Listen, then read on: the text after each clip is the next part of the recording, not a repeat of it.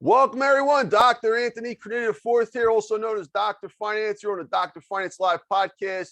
We have an amazing two guests today. We got Tom and Adrian Chenault here, folks. They are leaders in their field. They have multiple level marketing skill sets. They have radio skill sets, podcast skill sets, and connecting. They're experts in connecting. So we're going to talk about them, talk about a lot of different things today. So let's give a warm welcome to Adrian and Tom Chenault. Welcome, Adrian and Tom. How are you? Doing great. It's so awesome to be here. I'm a huge fan of yours. It's been fun hanging with you on Clubhouse, and we couldn't be happier to be here. You are unbelievable. I thought you were going to be like 100. You know, I'm 70 years old. I thought you were going to be 100. When I looked at your accomplishments, I've been to Philadelphia. I've been to Benjamin Franklin's grave. I've seen that long, long list, and that's like you, except you're a kid. So I just want to acknowledge you for all you've accomplished at your age. I mean, it's unbelievable, sir. And thank you for having us on. Wow. Thank you, Tom. Appreciate that.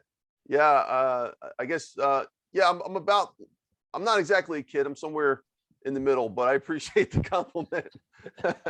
Kid at heart. That's the important thing. There it is.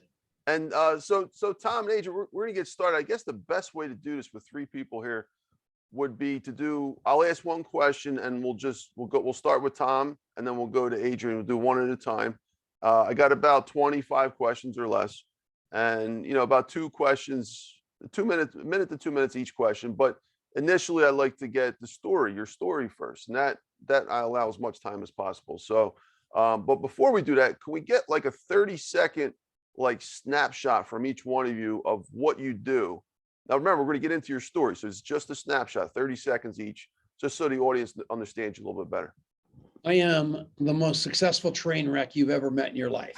I'm 70 years old. I've had a 50-year career being at the top of unbelievable industries and professions, all because of one thing: how well I remember people. No one ever gets away from me. I don't burn bridges. I love like crazy, then love more. And I am going to tell you what I do is duplicatable at any level on the planet, because all I do is fire my brain and hire my heart. And so I will say that I think my mission in life, and certainly my mission over the last few years, is to take this and actually bottle it up into something that you can take and use and carry with you and learn from. And so I grew up the son of this guy who really, he truly, all the things he just said, that's who he is. And so we'll get into that, but I have it inside of me, but I think I learned how to do it in a way that is maybe a little bit more step by step. And so we've had a ton of fun taking that onto a mission that we get to share together. Thank you, Adrian. And I got to say, before we get into your story, first of all, I want to thank Tom for bringing Adrian on. Adrian, I commend you for coming on. This is just the coolest thing to have father and son here. I think it's just an unbelievable thing that you got. First of all, you guys get along as well as you do, working side by side every day. I mean, that's just incredible. This is not, by the way, folks, that's not normal. There's a lot of family businesses that don't work well together, right? Like you guys are, that's so cool. And Tom really wanted you to have you on here, Adrian. So, I mean, I commend you for that, Tom, for setting the leadership role, first of all. And that's awesome. Well, you told me the show was 2 hours long. So I'm thinking I've got like 5 minutes of content. So it would have been a very long 115 minutes. So as a result of that, having him along as a safety blanket and a safety net is really, really comforting to me. So thank you. That's awesome. All right, guys. So let's get into your story. So Tom, let's go way back. All right. So obviously, you're part of Adrian, you're part of Tom's story. So it's best to start with your dad. So Tom, let's take us back to childhood before we get into you becoming a huge successful entrepreneur, making millions of dollars. Like what was the initial part of your childhood look like? Where were you from originally, and we'll go from there. I grew up where I live. My grandparents live in this town right here called Longmont, Colorado, which is right outside of Boulder. I grew up in a little city about 50 miles away called Littleton. And you always look for where that fork in the road happened. And for me, it happened at a very, very young age. My younger brother weighed 1 pound, 6 ounces when he was born. So he was this little tiny kid that ended up and we were way, way, way out of town and far away from the hospital. And my mom had him, and she disappeared because he was in the incubator. That many years ago, he was so tiny. So she was gone, and I was alone, and no one knew I was alive. They were worried about my brother. We lived on a dairy, and these 4 old ladies were taking care of me. And all they did was pat me on the head every morning and say, Tommy, be good. But as good as I was, my mom never came home. So all of a sudden, they put him on these prenatal vitamins, and he grows up into this muscular, handsome, unbelievable athlete. So at age 7, I've got an older brother who's very ill. He's got something called ulcerative colitis. So he's pure yellow because of that drug called prednisone. So I've got a very ill brother. I've got my little brother that's the great athlete. And I've got my sister who's a girl. And I'm like normal, so I'm invisible. And I keep getting forgotten. No matter what, I'm forgotten. I tell tall tales. I'm starting to exaggerate like you would not believe. And if nothing's good enough. So if my brother scored 3 touchdowns, I came home and said, I scored 4 and kicked 2 extra points. I mean, whatever. And that's who I became. I became anything you wanted to see.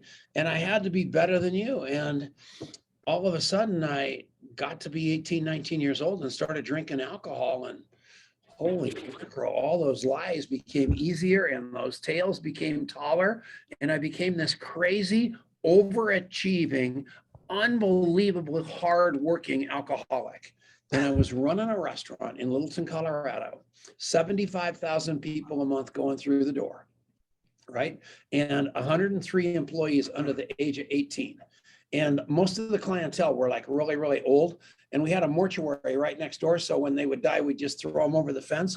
It was an unbelievable place. And it was a great job. And I learned people like you would not believe.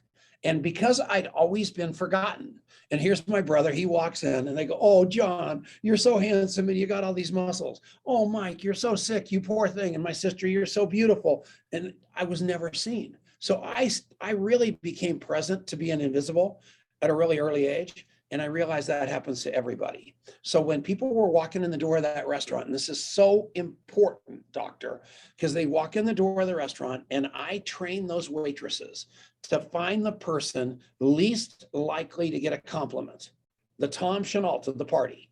And that's who we would compliment, because the pretty girl, they're all complimenting her, the guy with all the muscles, the poor sick person. So no matter who it was, the grandmother would come in because they were all old. Her hair would be that silver purple because she just got it fixed. She'd have her earrings on, and we would literally compliment her on her hair or the earrings, and then we wrote it down. And we had this Dewey Decimal System that was so before its time, it was unbelievable. And they'd come back next Sunday. And we'd say, where's the grandmother, man? We loved those earrings last week. You know what? They brought the grandmother next Sunday. And we became the #1 stop for we were the biggest restaurant in Colorado for a long, long time. Why? Because we remembered people. And all of a sudden, I kept drinking alcohol, but I kept remembering. I was impossible to fire because I remembered everybody, and you couldn't get rid of me. And I'm telling you, it's been that way for the last 50 years. Wow. So Tom, I just want to step back for a moment. So your mom, you said your mom never came back? Like, so you never. Well, no, she came back. Finally, the Oh. kid, like he was in the incubator for like 6 months. Uh-huh. But when you're a little kid, man, when you're forced, that was an eternity. Okay. So yeah, so I was that started the invisibility cloak from Harry Potter for Tom Chenault. I was just not seen. Okay. So, all right. So you were raised, your mom did raise you basically. Oh on a yeah, she's the best mom in the world. Gotcha. Okay, cool. Wow. So what's it like growing up on a dairy farm? What kind of things did you do? I'm an urban Milk lady, cows. so for me, it's all mysteries. We were dirt poor.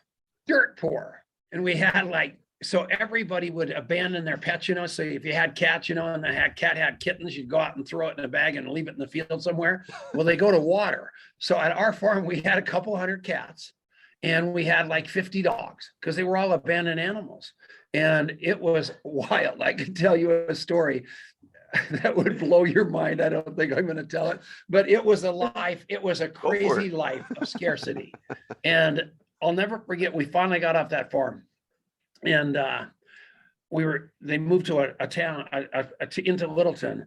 And I'll never forget this. We're downstairs. My mom and dad are upstairs. My older brother's sick. My sister, they're like 10 or 11 years old. My brother and I are far younger. And I'll never forget overhearing my mom and dad saying, we got to turn off the lights. We got to save pennies. We don't have enough money. We got to save every penny we've got. And I clearly remember saying to myself, that's never going to happen again. We've got to make some money around here. And I became this entrepreneur kid at a very, very young age that it's really defined my life, because that's not going to happen. We're not going to have budgets. We're going to make more money. And I've always figured out a way to make more money. So let's pause right there. That's an awesome point you just brought up. So you grew up, you were struggling. I mean, there was this struggle that pushed you to become this entrepreneur, right? Right. Wow. Yeah, I knew it. I knew that my parents worked way too hard and loved way too hard to have the circumstance constantly that they had. And it turned out in later life, I found out why my dad never went and got those big jobs and the things that somebody with his ability would logically had. And it always made me crazy. We got to go after it, man. We can do this. And it frustrated me all through high school. And when I finally started working, I never stopped. And I've been a hard working, smart working guy for a long time. Your story, as I'm hearing it, reminds me a lot of my dad. See, I had 4 grandparents. They all died broke. And my father, his father, he basically lost his hand in a factory. And he would come home. He had no job for a year and a half. And back in the 50s and 60s, that was horrible. Like, there was no Social Security. So my dad had to watch his father be broke. And I'm thinking of your situation, like it was that intense struggle that pushed him. And he said the same words you said. He said, and when I asked him his story, he said, as soon as I saw that, I just realized I'm never going to let this happen to me again. I'm never going to work for anybody.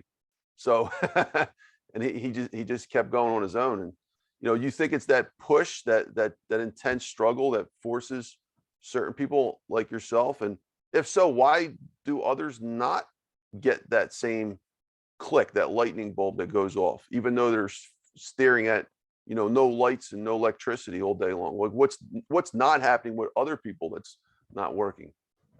I think that I have been blessed. I've been sober for 33 years. I don't drink alcohol anymore. And I'm around a lot of people that wish they had a lot of money. And they call me on the phone and say, I want a lot of money, and I want this, or I want to get sober. And I don't pray for people to get sober anymore. I don't pray for them to make a lot of money or be successful in business or anything else. I pray for them what I got. In so many areas of my life, I got the gift of desperation. So instead of praying for that, I pray for them to get that gift of desperation that I got. Because once I had that gift of desperation, it was up to me to solve those problems, nobody else. And that's when it shifted. Do you think, now, Adrian, we're going to hear your story in a little bit, but do you think, how do you solve that problem when you already have everything and you have a child? And how do you make them learn those same experiences without having to completely go through all the pain that you went through? You just do a lot of rotten things to them. Yeah. So here's the deal. That is a great question, but I've been hustling all their life. Every day of Adrian and Courtney and Dominic's life has been take your children to work day. Okay. And there were days when we were all on the same cell phone plan, and they knew it was going to happen about every 60 days, that the phones were going to get disconnected for a while because dad didn't pay the bill. Because I didn't pay bills on a monthly basis. I paid on quarterly. I paid 5 minutes after it got disconnected, which is a horrible way to grow up for them. But they also to try to get Adrian to take $1 from me, or his sister or his brother, they will not take a penny from me because they know how hard I work to earn it, because they were there every inch of the way. I did not disappear in the morning and come back with a wheelbarrow full of money. I was there all day long. They saw, I'll never forget Courtney, little tiny girl. And she walked in the door one time and said, "Daddy, what's wrong with the car?" I go, "Nothing. Why?" She goes, "Well, there's a truck out there and they're putting a car on it." I go, "Oh, I hated that car because it was being repossessed, right?" So the car's gone. It was a Jeep Wagoneer and they repossessed that thing and it was horrible. And these guys were just going through the point of living with their dad. And I look in the paper, I don't have any money. And there's a 1973 BMW 2002. Remember those little boxy 2002s that were so cool? And it said, "Paint needs paint, runs great." So I go buy this car for $2,000. The paint, there's no paint on it. It's just the worst car you've ever seen in your life. I go flying in the driveway with this car. I go, "Kids, look at this great car." And Adrian was old enough to look at me, and he climbed in the back seat and the upholstery disintegrated. And he looked at me and all he said were 2 words: "Oh, Dad," like, "You loser." And it was so sad, but that's what they grew up with. And that's why I said I was such a tremendously bad example, that they turned out great, because these kids know how to work. They know how to survive no matter what. And they know if they work hard enough and smart enough, it's going to work out in the end. And that's the life lesson you got, right? Yeah. Yeah. And in your credit, or in your defense, you did a lot of things to instill entrepreneurial values into us. He was always giving us books. And as a kid, your dad gives you this, he gave me Rich Dad, Poor Dad. We were talking about Robert Kiyosaki before we started recording, right? And I'm like 11. So I'm like, I don't know any, but somehow I think through osmosis, enough of it got inside of me that it gave me the same bug. So I'm grateful for that. That's awesome, Adrian. Tom, awesome story. So Tom, I think we'll take it chronologically, because I don't want Adrian to sit there the whole time. Let's go with your 20s. Okay. So you I guess meet the love of your life, and like how did Adrian eventually fit into the story? And then Adrian, I'd like to hear what it was like basically growing up, your early childhood. I was running that restaurant I talked about, and Adrian's mom was the most beautiful woman that worked there. So she was just magnificent and a great woman, and I married her. And we went on to run restaurants, and she became an interior designer. We had a couple of kids. I kept drinking. I screwed up the marriage, and it was tumultuous at a level that wasn't so bad, because I was such a drunk. I didn't, I was so obsessed with alcohol. I didn't do a lot of the stuff that mean alcoholics do. I just drank and was out of her hair, but it wasn't fair. It was a tough life for her. And finally, she had enough when he was about 8 years old, and we got divorced. And it was actually the best thing that ever happened to these kids, because she could go over there and at least half the week give them a very normal, spiritual, structured life. And then she'd come, then half the week they'd come over to the insane asylum and work with me for a while. So they got the best of all worlds. That's awesome. So you eventually met Denise, though. Was that years later? Oh yeah, Denise. I've been married to Denise for about 22 years. Unbelievable woman. Unlikely as heck. 15 years younger than me. Met her, saw her at a personal development for a place called the Landmark Forum. Said, "Who is that woman?" They said her name is Denise Chiani. I said, "Fine." I immediately locked that into my brain, and her name, Chiani, became my password. And 3 years, because it's easy to type. So 3 years for forever. It's not my password anymore, so don't be trying anything in. But at the end of the day, that's how I was obsessed with her the minute I met her. It took 3 years for us to go on a date. And once that happened, because I just thought there was such an age difference, that there was no shot that she was ever going to see anything in me. But I just kept killing off all the suitors, because I led with my heart, not obviously my age or my face. And I loved her little boy so much that finally she said, I'm tired of all these guys. I need somebody that's going to love me and love Dominic. And I ended up her husband. And it's been 22 years of miraculous Wow. marriage, and showed these kids what a great marriage really looks like. That is super cool. Wow. So, all right, let's step back for a second. So, Adrian, what was it like growing up with your dad when he was going through this intense, I guess, soul searching, figuring out what he wanted to do and all that stuff, and seeing all that stuff that he mentioned before? What was it like growing up like that?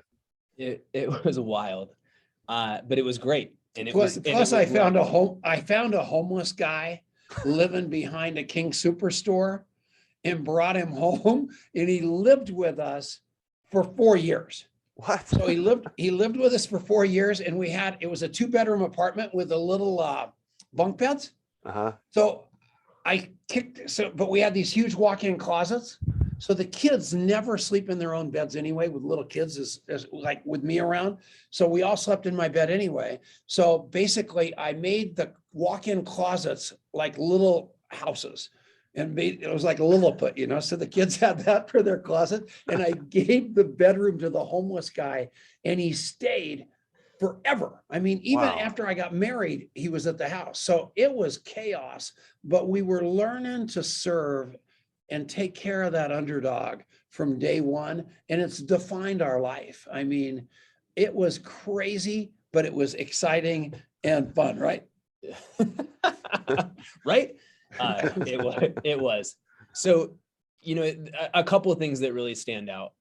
The first is he was the most loving dad possible, but he on paper, he had no clue how to be a dad. It's only like in the last couple of years that I have been able to stop smelling the milk before I pour it into my glass, and all manner of insanity like that. Because when we were there, like from a domestic perspective, I kid you not, like I pretty much raised myself. I taught myself how to cook, taught myself how to do laundry, taught myself how to iron, taught myself how to do all this stuff.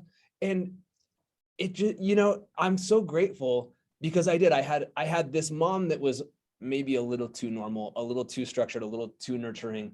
And I think if I had only grown up in that environment, it would have been kind of smothering. But then I went into true anarchy the other half of the week, and I learned how to do all this stuff. And I think that was the perfect balance in the most crazy possible way. But Dad went through, starting in probably when I was about 3rd or 4th grade, that's where he really discovered personal development. He discovered a group back there called Landmark Education, and he went through everything they did. And through that is where I think he really figured out who he was and got access to really being the kind of dad that was going to have a relationship with his kid and was going to pour into his kids and all that stuff. And it actually very interesting because I did something with them as a preteen years and 25 years ago, and I haven't done anything like that since until last weekend. And I went and did a big personal development course, and what I was the most present to was, despite the fact that I, at 12 years old, taking that course, I don't think really did anything for me. What got through to me, and what I think I have been the beneficiary of my entire life, is that my dad really distilled and taught us kids those principles that he was learning, and gave us a lot of mental models and ways of approaching the world and ways of approaching hardship and things that happen and whatever, the stories we tell ourselves. And that, I think, is one of the most foundational gifts that I've had in my life, and certainly from my dad. Yeah, it makes a lot of sense, Adrian, too. Stepping back a few statements before, you said you saw basically 2 extremes, the way I interpret it. Yeah. How to be a parent on this end and how to be a parent on this end. And from that, now I could understand, Tom, Adrian, how I'm looking at your names. Your name says Adrian and Tom, but on the screen it's the backwards. other way around. You guys did that to mess with me. That's funny. All right, I'm gonna fix it. We're gonna make it easier for you. Keep going. That's okay. But yeah, I mean, you saw two different extremes, and that makes sense how you really became so successful, Adrian, because you did have that element of struggle in your own life too. You weren't just like, some spoiled kid. You actually got to see your dad was teaching you through example of what to be and what not to be, and in different stages. In the beginning was what not to be, but as he learned about personal development, now he's cultivating you. He's teaching you the opposite end. So you got the whole range of experiences. And this is actually a great thing, because imagine if your dad just, he was a perfect dad and like all the way across the board, and it was just the same, but he was just giving you money. Like he was just giving you, spoiling you, like so many wealthy dads do. They just spoil their kids and they turn out bad because they don't know what it's like. They're actually deprived of the education needed to have great character. So, I mean, that's my thoughts. No, you're so right. And I think, one of the things that was really important, in addition, so Isaac was the name of the homeless guy who lived with us. And I think it was way longer. Yeah, let's talk about that. It was a lot longer. How did you do so, that, Tom? So this dude literally lived in our basement, our unfinished basement, for a long time. And then we eventually finished it. And he was truly salt of the earth. And this is an irrelevant story, but I have never met someone that could fry stinkier fish than this. He would come upstairs and the whole house, you'd have to leave for like a month. It was so funny. He was adorable. But the thing that I think was really impactful is that you got connected to the founder of a homeless shelter in downtown Denver, and we sort of adopted this homeless shelter. And so every Thanksgiving and Christmas, we would go down there, and it was like literally our family and the people that we sort of brought into this with us, who would be the ones who would go down there and serve the Thanksgiving meal and the Christmas meal, like not single-handedly, like just our little family, but our group was the group.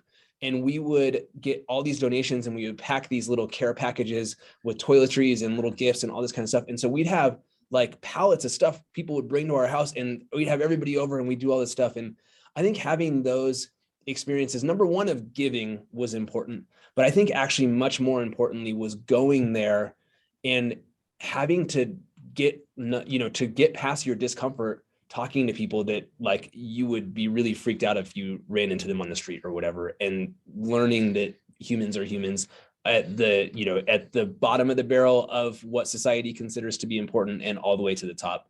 And I think that was really, really important.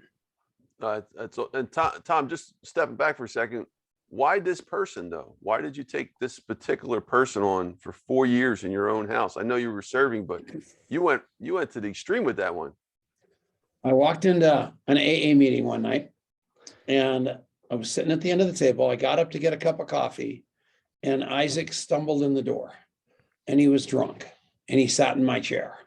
So because I thought I was, so now I'm trying to act like I'm all benevolent, and I grabbed him a cup of coffee in a styrofoam glass, and I filled it too high, and I handed it to Isaac to show off of how cool I was. And his hands were trembling, and he spilled it on his hand and burned his hand. And I just felt like shit about that. So then, you're not supposed to drink at AA meetings, obviously. He'd just gotten out of the hospital, and he was a mess and just the most delightful guy in the world. And so I said, let me help you out. I cleaned that up. And then he said, can I have a ride home? So I said, I'll give you a ride home. And I'm driving a Porsche, and I just know he's going to throw up in the car. And I'm supposed to do a car exchange with his mother. And so I'm kind of in a hurry. And I said, where do you live? He said, behind the King Supers. So I said, fine. So I'm peeling down the road in this Porsche, and we go to the King Supers, and I'm looking around. I go, where's your house? He goes, oh, it's there on King Supers. I go, what? He goes, it's the one with a field behind it. I live in the field. I go, jeez. So we get down to the King Supers, and he gets out of the car, and he looks at me and says, he said, can I have some money for alcohol? Can I have some money for cigarettes? I go, you're going to buy booze with it. He goes, no, I'm not buying booze. I said, okay, I'm going to give you money. He said, will you help me stay sober? I said, if you stay sober till Monday, I'll help you. So on Monday, I'm back to my job as the stockbroker, the highfalutin supposed guy. And I'm working in my office. The phone rings. He goes, hey, it's Isaac. And I go, who's Isaac? And he goes, you told me you'd help me. I go, oh, shit. So I hop in the Porsche. I go down to the King Soopers. There he is. He's looking at me through these bleary eyes. He goes, are you Tom? I go, yes, you idiot. I'm Tom. So I'm like not buying it yet. So he goes, well, I don't have any clothes. My clothes all got lost. I go, well, let's run across the street to Goodwill. Do you remember those Apple shirts that had the big apple? You know, they were like collector's item. So we walk into Goodwill, and there's one of those shirts over there on the rack that's like a double XL, like me, and Isaac's like a small. And he sees it when I see it, and I'm paying, and we go flying. We both make a beeline for the shirt, and he grabs it. I go, that won't fit you. He goes, it's mine. I'm paying for it. He didn't give it to me. So I'm not really even happy. I take him home and I fall in love with him.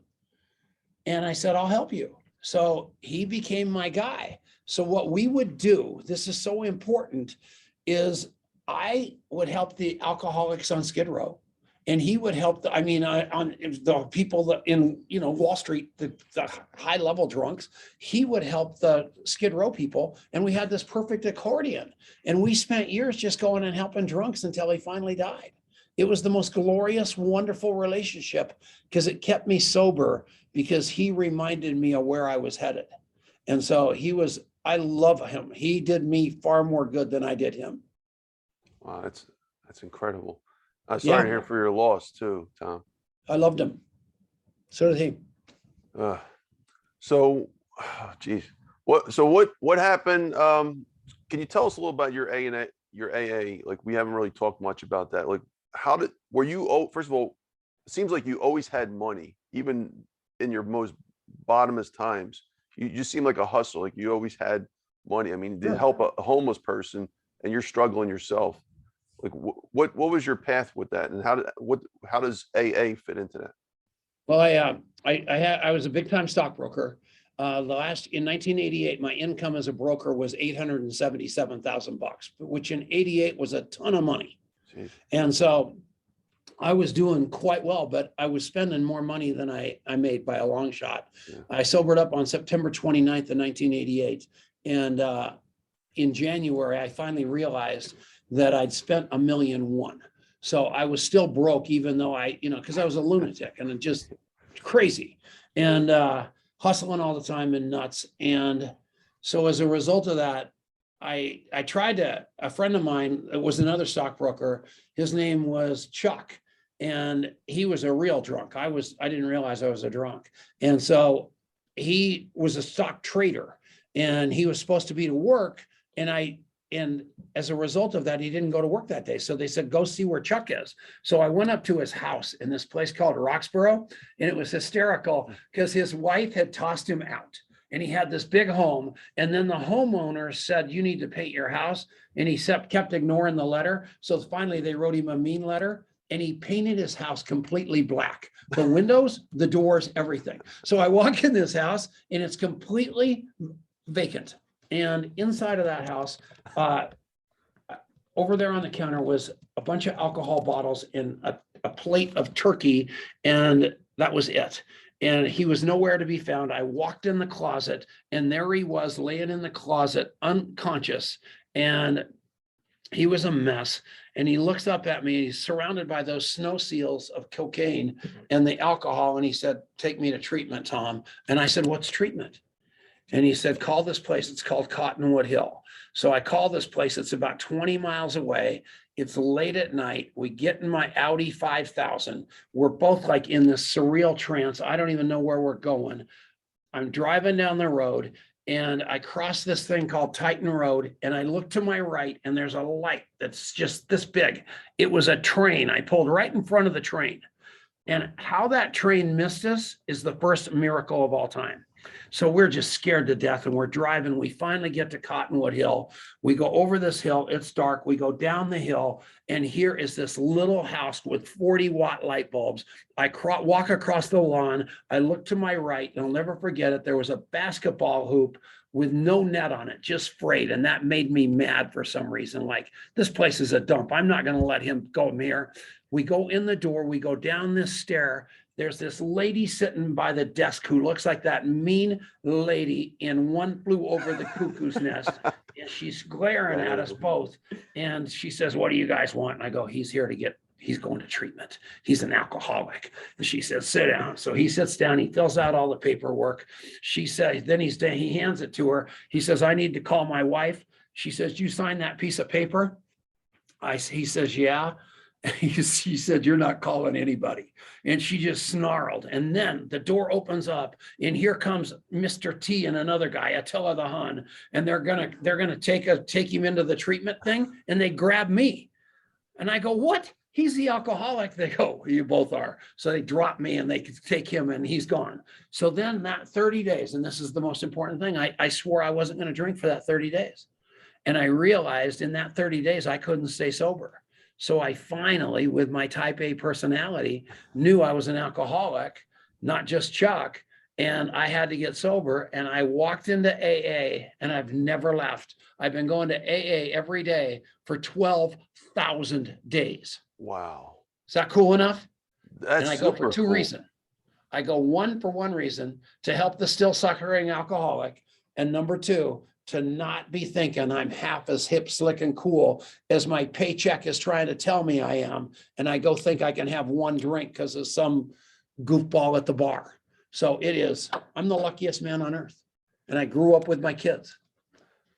Yeah. That's definitely true. So Tom, that's a crazy story. Like, you actually walked in to help somebody else and then you find out you have a problem. It's been the story of my life. Wow. That's incredible.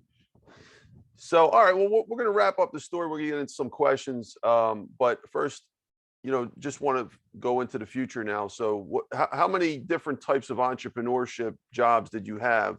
You had the restaurant, you had the stockbroker thing. How many more did you have to get to the point where you're at right now? And then I'd like to hear Adrian's story as well. I would like to say that my resume is almost as long as my rap sheet. So, I've done it all. A restaurant guy. I drank myself out of the restaurant business. My dad said, Tom, you're an alcoholic. You got to sell something to rich people. Chenault is a very famous aviation name. So I became a corporate airplane salesman. I learned to fly airplanes, drink whiskey. My territory was Montana and Wyoming. I left on Monday, came home on Friday. They wanted me to come home without the airplane, but usually I came home without my clothes because all I did was go up there and drink like a fish and act like a maniac, because that's what the airplane buyers were primarily doing, was trying to figure out a way to get away from their wife and their life. So it was crazy. Wait, you were flying the planes and you were drinking at the same time? Oh yeah, all the time. Wow. Is that common? Do you think a lot of pilots do that? No comment, but yes. Okay. Yeah. So there's a big problem with it. They have something called the 12-hour rule, and there's a lot of pressure in that job. There's a lot of reason why alcohol and aviation go together. And the airlines have done a very, very good job of really giving those alcoholic pilots great resources to stay sober.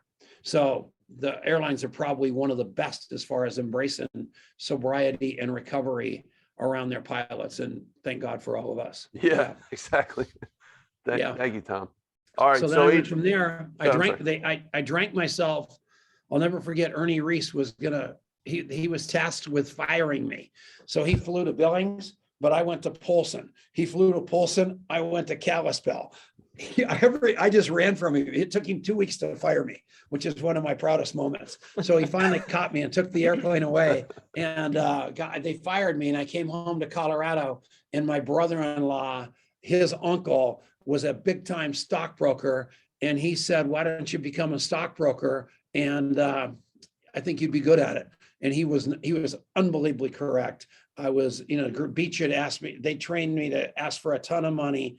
And I was a hand grenade with the pin pulled, because somebody like you is a brilliant guy, and you analyze finance and you analyze stocks and you do all that work, price to earnings ratios, technical trades, fundamental trades, all the stuff that you guys know. I was just the face. And so I had a desk. I would walk in. I knew rich people. Rich people liked me. They gave me their money, and I basically put vanishing cream on it. because I didn't know what I was doing on the other side of the equation. I wasn't smart like him or like you. And if they would have had any brains whatsoever, they would have had a phone sitting on that desk. They would have had a beautiful secretary here and a beautiful secretary here. They would have had a bunch of Quotron machines right behind me. And then they would have had my phone unplugged. So all I did was get the money and let somebody else manage it. And if that would have happened, we'd have all been rich. But that wasn't what happened. They let us pick the stocks, and I was a good salesman, but not a great stock picker. And so it ended up ending badly also. And I ended up at the end of the rope, 2 DUIs, 2 disturbing the pieces, coming off of a huge earning year, virtually unemployable. My sponsor in Alcoholics Anonymous said, Tom, you need to stop doing what got you drunk in the first place. So I quit my job. He goes, I didn't tell you to quit your job. I told you to stop doing all that stupid stuff. But once I quit my job, I was unemployable and no one would hire me. And I mean, like, I went back to the restaurant world and tried to get a job as a waiter. And they said, we don't have a uniform big enough for you, because I weighed about 150 pounds more than I do right now. Oh, wow. And I pick up a piece of paper and out falls a slip. I pick up a newspaper and out falls a slip of paper. It said unlimited income opportunity. It said no background check, no credit check, start immediately. I called the guy on the phone. I said, what is this?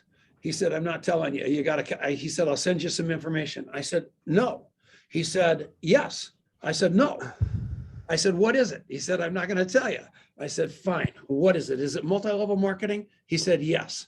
I said, and everybody always tried to get me into multi-level marketing. I said, he says, yes. I says, is it really income? No, unlimited income. Yes. I can start today. Yes. I said, I'm in. He said, well, I'll send you some information. I said, no, I'm coming over to your house. And I drove over to his house. He had like 5 cats. I'm allergic to cats. I held my breath. I bought the skincare packs out of this company, 5 of them for $600. And I'm walking out the door. I'll never forget it. And he goes, I go, where do I get more of these if I need them? And he said, he laughed at me. He goes, we'll cross that bridge when we get to it. But he didn't realize I'd written a hot check. And he did not realize I had the gift of desperation. He did not realize the fight in the dog. I sold those skincare packs before I got home, and I sold a whole lot more than that. And the next thing you know, I kept going up the ladder, and I redefined with the coffee shop interview, which is part of contact mapping, the way that network marketing really works, which is treating people like human beings, not like prospects, not throwing up on them in the Starbucks line, telling them they're going to be a millionaire or the product's going to make you fly. I took professional people and taught them that professional network marketing beat everything else. And to this day now, I've got an organization of over 1,600,000 people that kicks off a paycheck, all treating people the right way, like human beings. And I love my life. I can help people get sober. I can make money, and I can work with my son. Does it get better than this? Wow. That is a story. Thank you, Tom. Invented my life. I commend you on that. That is incredible. So that's where, and that leads us to the present moment with, you know, where you're at right now, still working. And we're going to talk about your current, your current business in just a little bit. Adrian, so you're a finance guy as well. You want to tell us a little about your background and how you got into contact mapping, and then we're going to eventually talk more about contact mapping in a bit. Yeah, would love to. So this guy, you know, you just got a taste. I am the typical dutiful eldest son. I have never seen a box that I didn't like to color inside. And I'm watching this dad who had made it his life mission to just be as crazy as possible and figure out how much he could get away with people. And is just, you know, so my story as a kid was like, you're awesome. Like, you're an awesome dad. I love you, but like, no way in hell I am going into the family business, because I am nothing like you at all. And so I was very, you know, studious and very I have gotten a lot less serious, and I'm still probably too serious, but I was just, you know, I went by the book, and I was like, I'm going to achieve my way to success. That was, and I'm going to do it kind of by the world standards. And so I did entrepreneurial stuff through him growing up, but increasingly my value and my identity was in getting really good grades in school, getting recognition for being smart, and all this sort of stuff. And so I went to college, studied finance, graduated summa cum laude from my college, and I was going to go to Wall Street. And I graduated college in 2007. Right as I remember February 2007 was when HSBC's when the money market fund broke the buck because it had subprime stuff in there, and that was kind of the first shot across the bow that something was happening 3 months before I'm graduating. I had signed on, and I was actually going to go work for HSBC in their leveraged finance desk, which was the group that was doing those massive leverage buyouts, and they'd sign the deal and it would take 9 months for the deal to get done. And so they would loan these people money, assuming these deals were going to go through. And that was the group. So it was like the frothiest possible thing. And so I was going to go to New York and do that. And that was, and I was the only, Wall Street did not go recruit at my school. I was the only kid at my school that got a job on Wall Street through connection and through some things that my dad had taught me. I pounded the pavement. I went and opened up doors that would otherwise have been closed, but I had gotten this job. But I had also, my senior year in college, met my wife. We weren't married yet, but I had met the love of my life. And she was going to stay 1 more year and get a master's degree. And so as this is all kind of happening, I'm going, man, like going to New York, and she's going to stay in Texas. I don't, this is getting less exciting because of that. And I had gone into, that was like a student investment fund, and it was sponsored by some local investment firms in San Antonio, Texas, where I went to university. And the portfolio manager of one of those firms, I had won an award that they sponsored in this class. And so literally on graduation day, the portfolio manager calls me and says, hey, I know you're going to New York. I know you're all excited, but you should really give me a call. I'd love to see if I could figure out a way to keep you here in San Antonio. And it was just, it was kind of one of those God moments again, where I'm going, man, that doesn't just happen. And so I end up taking this job, staying in Texas, and I spent 3 years in an investment firm, which I thought was my dream job, to be on the buy side as an analyst. And I hated it so much. It was so boring. And you just sat in a cubicle and read all day long, which was fun for like 15 minutes. And then I was like, I realized that I did have this entrepreneurial spirit. I wanted to be part of the action. And so the gem of San Antonio was a company called Rackspace Tech. It's now called Rackspace Technology. They were one of the really early movers in cloud hosting, cloud technology, and they were from San Antonio. They were actually founded by students that had gone to the same university as me. And so this thing was blowing up. It was growing really fast. It had just gone public, and I got a connection there. And so I ended up going and working in finance for them. And it was around that time that I really started getting this sort of entrepreneurial bug, and realizing that I really wanted to be closer to the action. Even, being in finance at a tech company, I still just felt too far removed. And so I started kind of positioning myself closer and closer to the action as much as I could. But I also, I was just really blessed, and I kept kind of being at the right place at the right time. I had good mentors, and I ended up getting this sort of series of opportunities to move to London first. And we had a young family at the time, and I was kind of in that middle career sort of rising star position. And everybody else that was kind of like me also had kids, was in San Antonio, was not going to move around the world. And I had demonstrated that I was willing to do it. And so I ended up getting first crack at everything for about a 5-year stretch of time. And so we moved from England to Sydney, Australia, spent 2 years living there, and then ultimately ended up in Zurich, Switzerland, which was their international headquarters. And I ran everything for the finance division outside the United States. So I was managing about $1 billion P&L at that time. At age 12. At age 32, I was so far over I was way over my head. And it had been through the power of connecting with people that this had happened, which was awesome, except that there was a whole bunch of maturity stuff that I didn't have. And I was like, everybody just was like, who the hell is this kid? And why, I have a London Business School MBA, I'm a CPA, I'm all this stuff. And I don't really know why you're in this job, and I'm not too happy about it.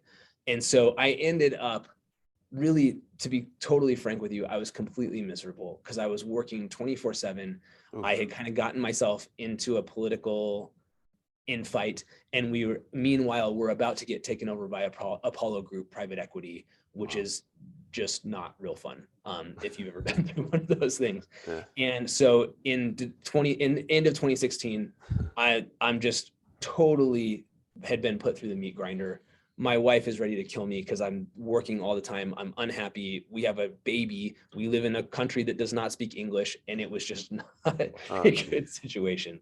And so that was kind of the moment that my own gift of desperation came along.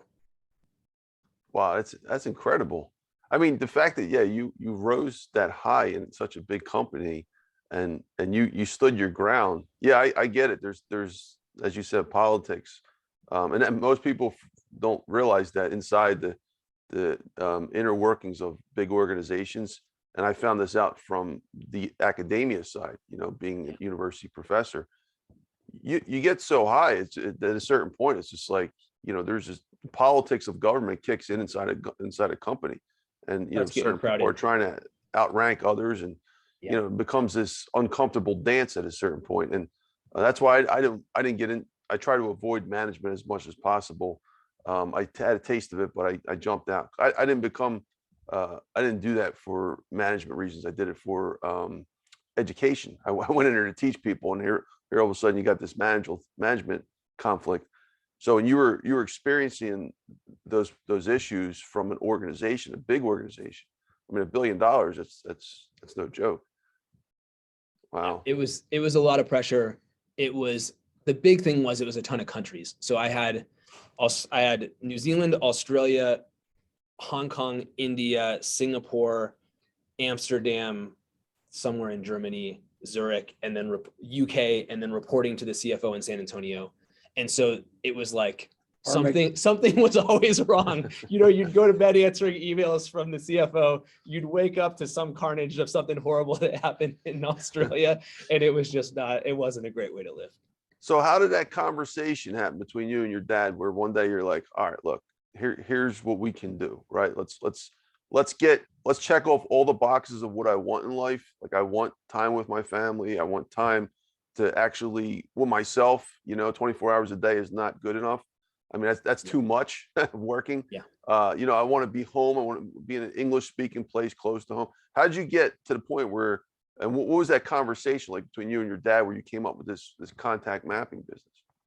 Yeah. So actually, I haven't told this part of the story before. So there was a really important conversation before that, which is that, as I told you, I was had been ridden hard and put away wet. It's like November of 2016, and my wife and I had been coexisting because I was just so stressed out all the time. And we went out, we had a date night every week. We go out to dinner we're just sitting in a sushi restaurant in Zurich, Switzerland. And she looks at me and she goes, "Are we going to talk about what's going on?" And the honest answer was like, honey, I honestly wasn't really planning on it, as you can tell by the fact that I haven't brought it up, because I'm just so beat down at work. And she goes, I have gone all over the world with you. I support you completely, but you can't go on like this, and I can't go on with you like this. And so, like, something has to change. And so this is November. It was like November 16th. The Apollo transaction had been announced like November 11th. And I go, honey, like, I just survived this like maelstrom. I just got into this job. Like, you're right. I don't know what to do. So we're going home at Christmas to Colorado. Give me until Christmas. We'll catch our breath and we'll go home. And so that's sort of going on.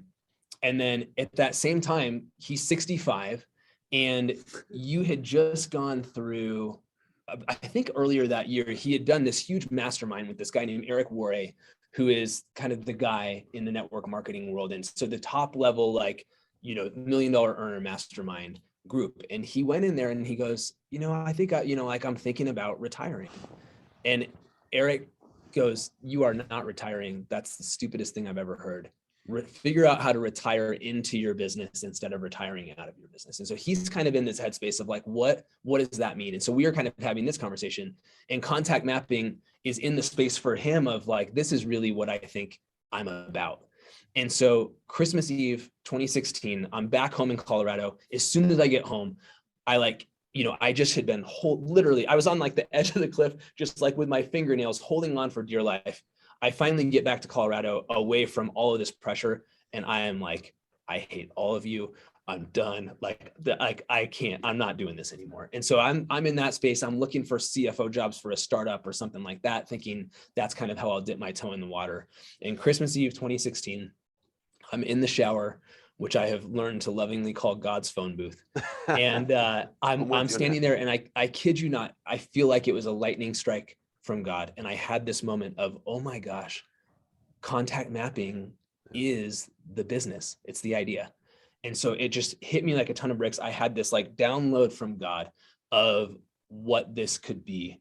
And so I jump out of the shower, I towel off, I run over to my laptop, and I sent my dad on December 24th, 2016, this email, subject line, what if contact mapping is the business? And I effectively did the back of a napkin of what this company could be.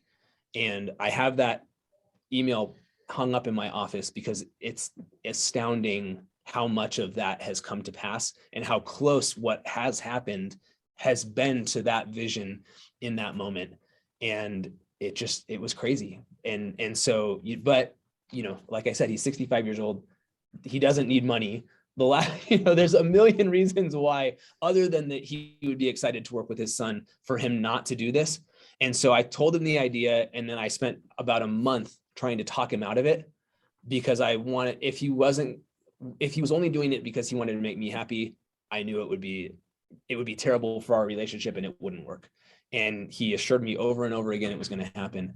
And there was this fateful day. I'm in Switzerland, and I realized that if I'm going to do this, that if I can lay myself off, because I'm having to now lead this huge layoff, if I can lay myself off, I can save a couple of people from losing their jobs.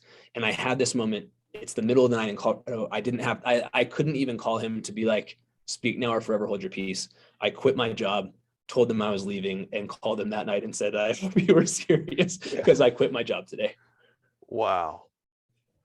That is a cool story. Well, I didn't realize all that. You were actually traveling around the world. So you have this traveling experience in addition to your background, which in my opinion is one of the top qualities any entrepreneur can have, by learning the wisdom of the world. So that is really cool. All right. So thank you, Tom and Adrian. I appreciate you guys. All right, we're going to move into the next segment. Just basically some questions.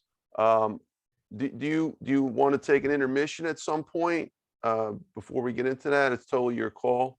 We can pause for like a minute or two. We're good. You good? We're good. Okay, yeah, cool. Thank you. You're welcome. If you need to as well, that's all good. No, I'm okay. I'm doing exercises in the chair while we speak. There we go. There you go. Do you guys have any books out there that you've published, or have you crossed that path, Tom? Or? Yeah, we've got a bestseller called The Coffee Shop Interview on Amazon. And it's an $8 book that's about 20 pages long. And I wrote it many years ago. And it is a complete collapse between personal development, between Alcoholics Anonymous and business.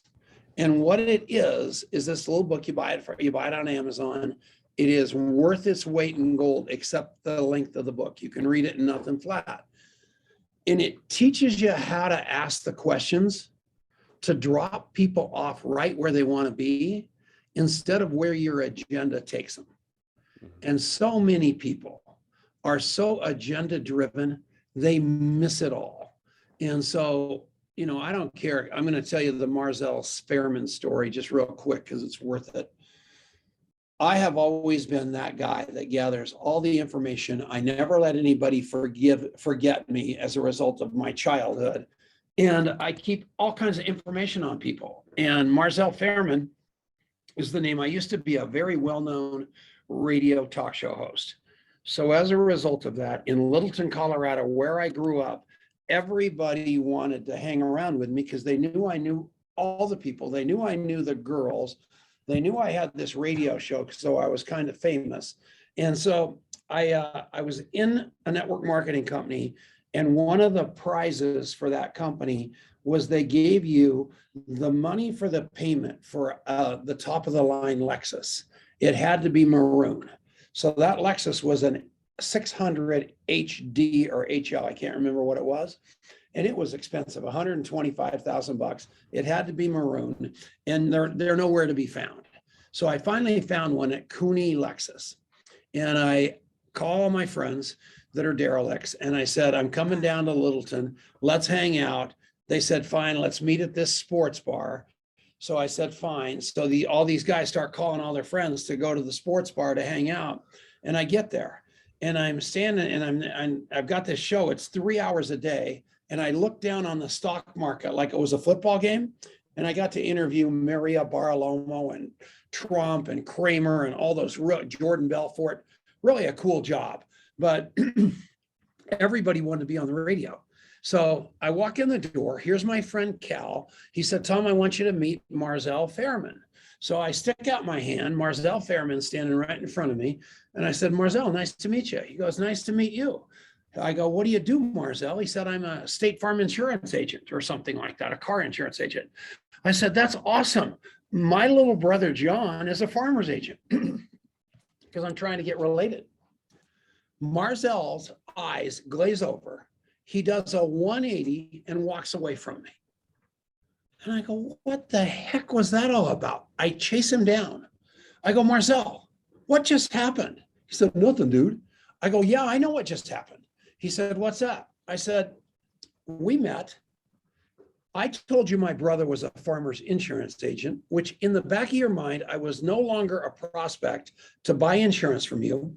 I was no longer a prospect to get you on the radio. I was no longer a prospect for anything to do with your business. So therefore, I was of no use to you anymore. And you just turned around and walked away from me. Oh, no, dude, that isn't what happened. I go, yeah. I go, Marzell, do you know anybody that works at Cooney Lexus? Oh, yeah, 2 of my buddies work there. I said, Marzell, I'm in town to buy a $125,000 car.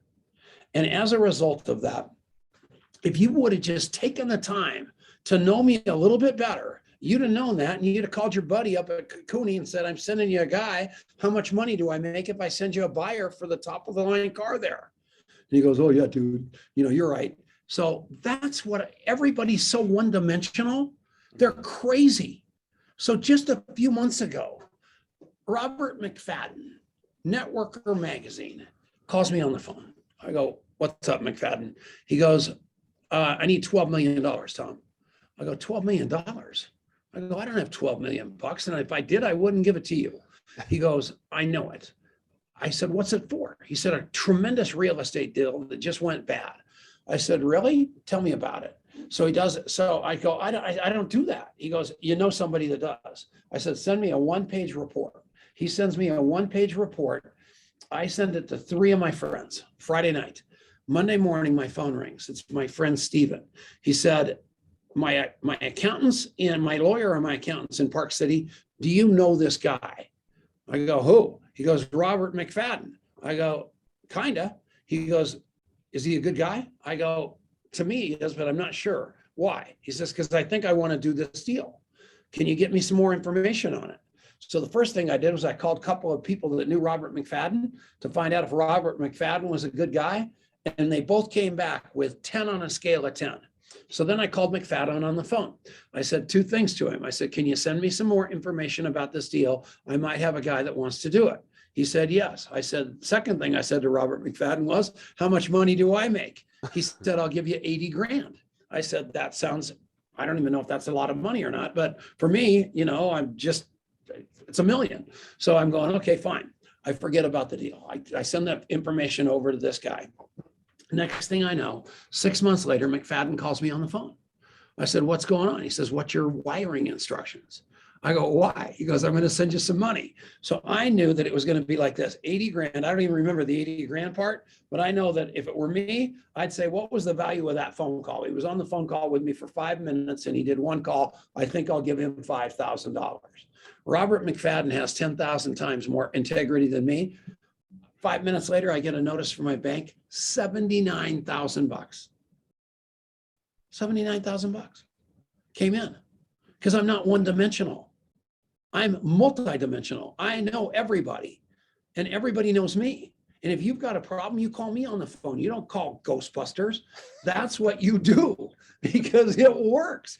I know people in all walks of life, from alcohol and drugs, all the way through the top of the business, all the way to that homeless person on the corner. That happened to us here in Longmont. I've got some dough. So I thought I'll go give some dough away. So I go down, so I'm walking down the road. There's a homeless guy on the corner. I thought I'm going to give him some money. I walk up to him. I'm looking like I always look, not like I look today.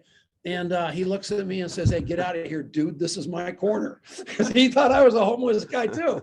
And I go, "No, you nut." So I gave him some money, and I started laughing, and I took a picture with him and went to McDonald's and got him some food, brought the food back. He goes, "I don't eat that." Oh, great. You're the worst homeless guy I've ever met. But anyway, make a long story short, never look past anybody. It's that simple. Never look past anybody, because everybody knows somebody that can do them some good, because all of you now know me and I can do you some good. I'm the most connected guy I know. And my reputation, if you do all the Googling of me right now, what you're doing, it says the great rememberer. That's who I am. I remember everything and everybody. And I remind you that I remember, just to have you obligated to me. Tom, That's my story. quick question. I'm sure your son, as a finance guy, is thinking this too. So the $80,000 the guy was going to send you, but he only sent you 79. What happened to the other 1,000? I don't know. There must have been, I never, it was about 74,000 more than I thought was going to happen. So all I can tell you is I spent a little bit on a pair of tennis shoes to run over to the bank and grab the money before they changed their mind and get the decimal point in the right spot.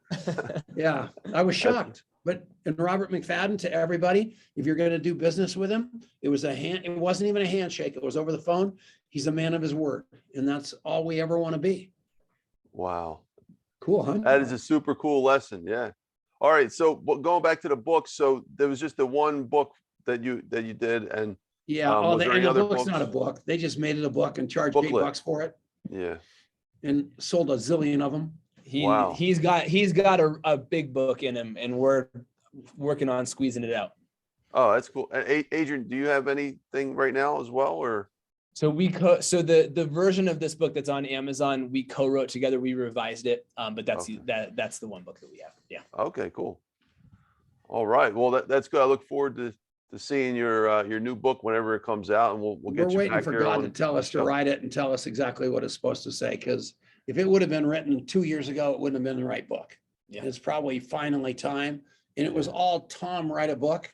And you just said something profound, which is you two need to write this book together. And you're right. So Why that not? way, yeah, because I'm going to die and he's going to still get the royalties. I love your honesty. Yeah. All right, guys. All right. So moving on to the next question.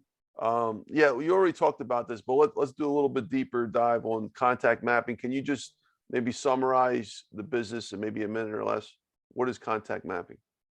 Yeah. So what his secret to success has been is never looking past anybody, being great at learning people's stories and remembering what makes them tick, and really kind of getting to that uniqueness and being bold and asking questions, taking that and documenting it somewhere so that you actually have it to refer back to. So you have this sort of living, breathing network, staying in touch with people over long periods of time and not remembering them so they never forget you.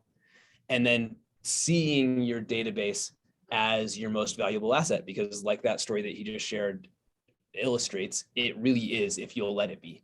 And so contact mapping is an app on your phone, and then a desktop version as well now that allows you, it's a layer on top of every contact in your life, on social media, in your contacts in your phone, everywhere you go, to remember people's stories, to have a place to capture that really quickly and easily, and then to give yourself reminders to have that little bit of follow-up, those little bit of connections. And it's entirely searchable. So you can literally, once you start using this, you can Google your own memory. And so whether it's on Clubhouse, where you and I first met, and remembering insightful things that I learned from you in some of the rooms that we've been in together, whether it is on LinkedIn or Twitter or Facebook or Instagram or just out there in the community, I'm constantly meeting new people. and developing relationships by the power of remembering people. And so that's what we've taught people to do. And we've built a system around it that makes it easy for you to do that without needing to have all this stuff stitched together. Is it searchable only to the person who knows the person, the second or the first connection? Or is it searchable to the public, like for this person? It's private to you. Private. So if I think that this guy's arrogant, or that person's whatever, I think this is my personal diary. Right. And I mean, it happened yesterday. I went to a networking event, and this woman had the weirdest energy of anybody I've ever met. I do not think she likes men. And I put that in my note because I'm like, I if this person hits me up asking me for something, like I want to remember my gut reaction to this person. And so it is for you. You own it, and you own it wherever you go, right? Facebook and Google and all these companies that give you stuff for free, that's because you're the product. Salesforce and HubSpot and all these CRMs that a company gives to you, they say, thank you very much. It was nice knowing you. And they keep your database and give you the memories. And so this is something that you own and can carry with you across everything you do in your life. And that's part of what makes it so powerful. Now, Adrian, there's no doubt that this app would have significant value, but I just want to play devil's advocate. Don't you think that like having too much information on your one app, like what would be the side effects? Well, let's say someone hacked into your account. And they see all this, they see, oh, this dude thinks I'm arrogant. No, that's a tremendous question. And security is so incredibly important to what we do. And so everything is completely walled off. It's unique to every individual. It's secure, it's encrypted. And on top of that, it is designed, it belongs to you. And so if you say one day, I want to take this elsewhere, here's your stuff, right? We don't hold anybody hostage.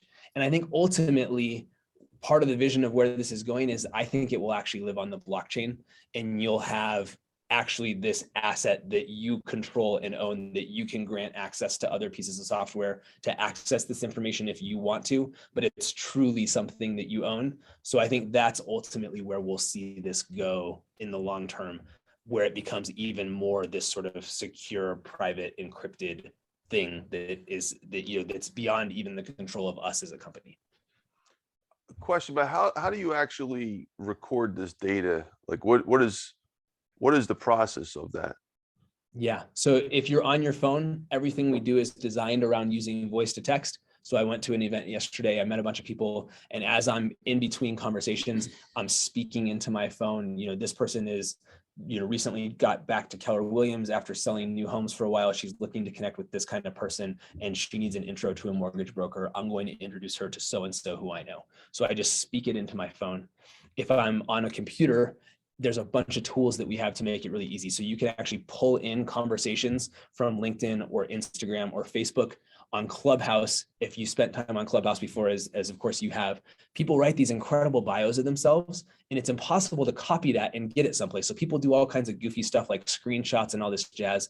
We set up a tool where you can click a single button and you can pull somebody's entire bio into your notes in your phone, so that now you basically have like search engine optimization to be able to find somebody based on what they've shared with you about themselves. So everything's meant to just make it really easy, whether you're on the go or whether you're in front of a computer. That's what your dad was, Tom, that's what you were talking about at one time. I wasn't understanding. Let me tell you a fast story, because this is important about about God and security and all the stuff that you just asked, because it's stuck in your head. So I'm sitting in a coffee shop, and Duke Rumley is sitting across the table from me, and he's my buddy, and he's got a big charity. And I'm trying to explain to him what contact mapping is going to do for his charity and keeping track of people. And I'm telling him this story he does not want to hear. On the couch to my left is a farmer. He looks over at me because I talk too loud, and he goes, "That's the biggest bunch of hogwash I've ever heard. I got this flip phone. It's great." And there's a guy sitting at the desk on the couch. He's wearing a bright yellow jacket. And he goes, "I think that idea is brilliant." He said, "Salesforce, LinkedIn, Facebook, all these things really need disrupted. That might be an idea." And I look at him and go, "Well, that's really great. Who are you?" And he goes, "Well, I run a computer company down in Denver." I go, "What are you doing in Longmont?" He goes, "Well, I've I live here because I can. He said, I graduated from college. I run this internet company down there and we're raising some money and we're trying to do all this stuff. And I live here and I want to get out of my house a little bit. So I come over here and sit on the couch and work. And I love your idea. I go, really? That's good. Where'd you go to school? He goes, well, I went to MIT. And I go, well, that's cool. Did you graduate? And he goes, yeah, I have my PhD. I've got my master's degree. And I actually got my undergrad there, which it's a hell of a lot harder to get into MIT as a high school kid, brand new. So this is that guy. He came out of a poor family. So I start talking to him a lot because I love him, because he likes me. So I talked to him and all of a sudden he said, this is like my mom. And I go, what's that? And he goes, my mom was the assistant to the principal at the school.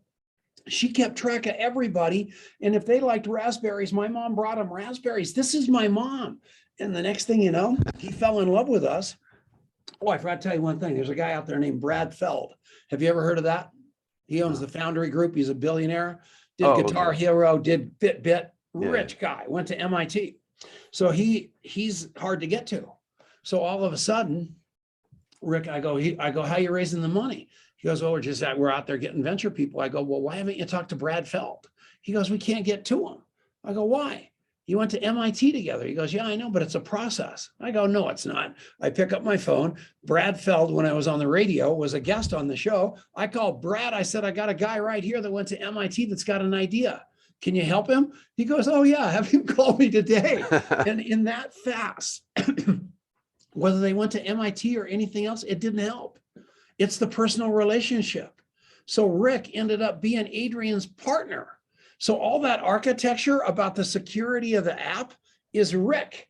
So this thing's built. It's bad to the bone to protect you against those people. They turned off Trump, 80 million people in one fell swoop. Last month, Facebook went down. You're always getting kicked off of Facebook and Twitter and all this jazz. And you're helpless. We are the only place that all of that data is secure and safe. It's amazing, over and above everything else. It's crazy. It's a very expensive app. That's why. Costs $1 a day. That's incredible. $1 a day. So I have a question about what you just said, though. And again, I mean this in total respect. I'm just looking at it from a regular person's view.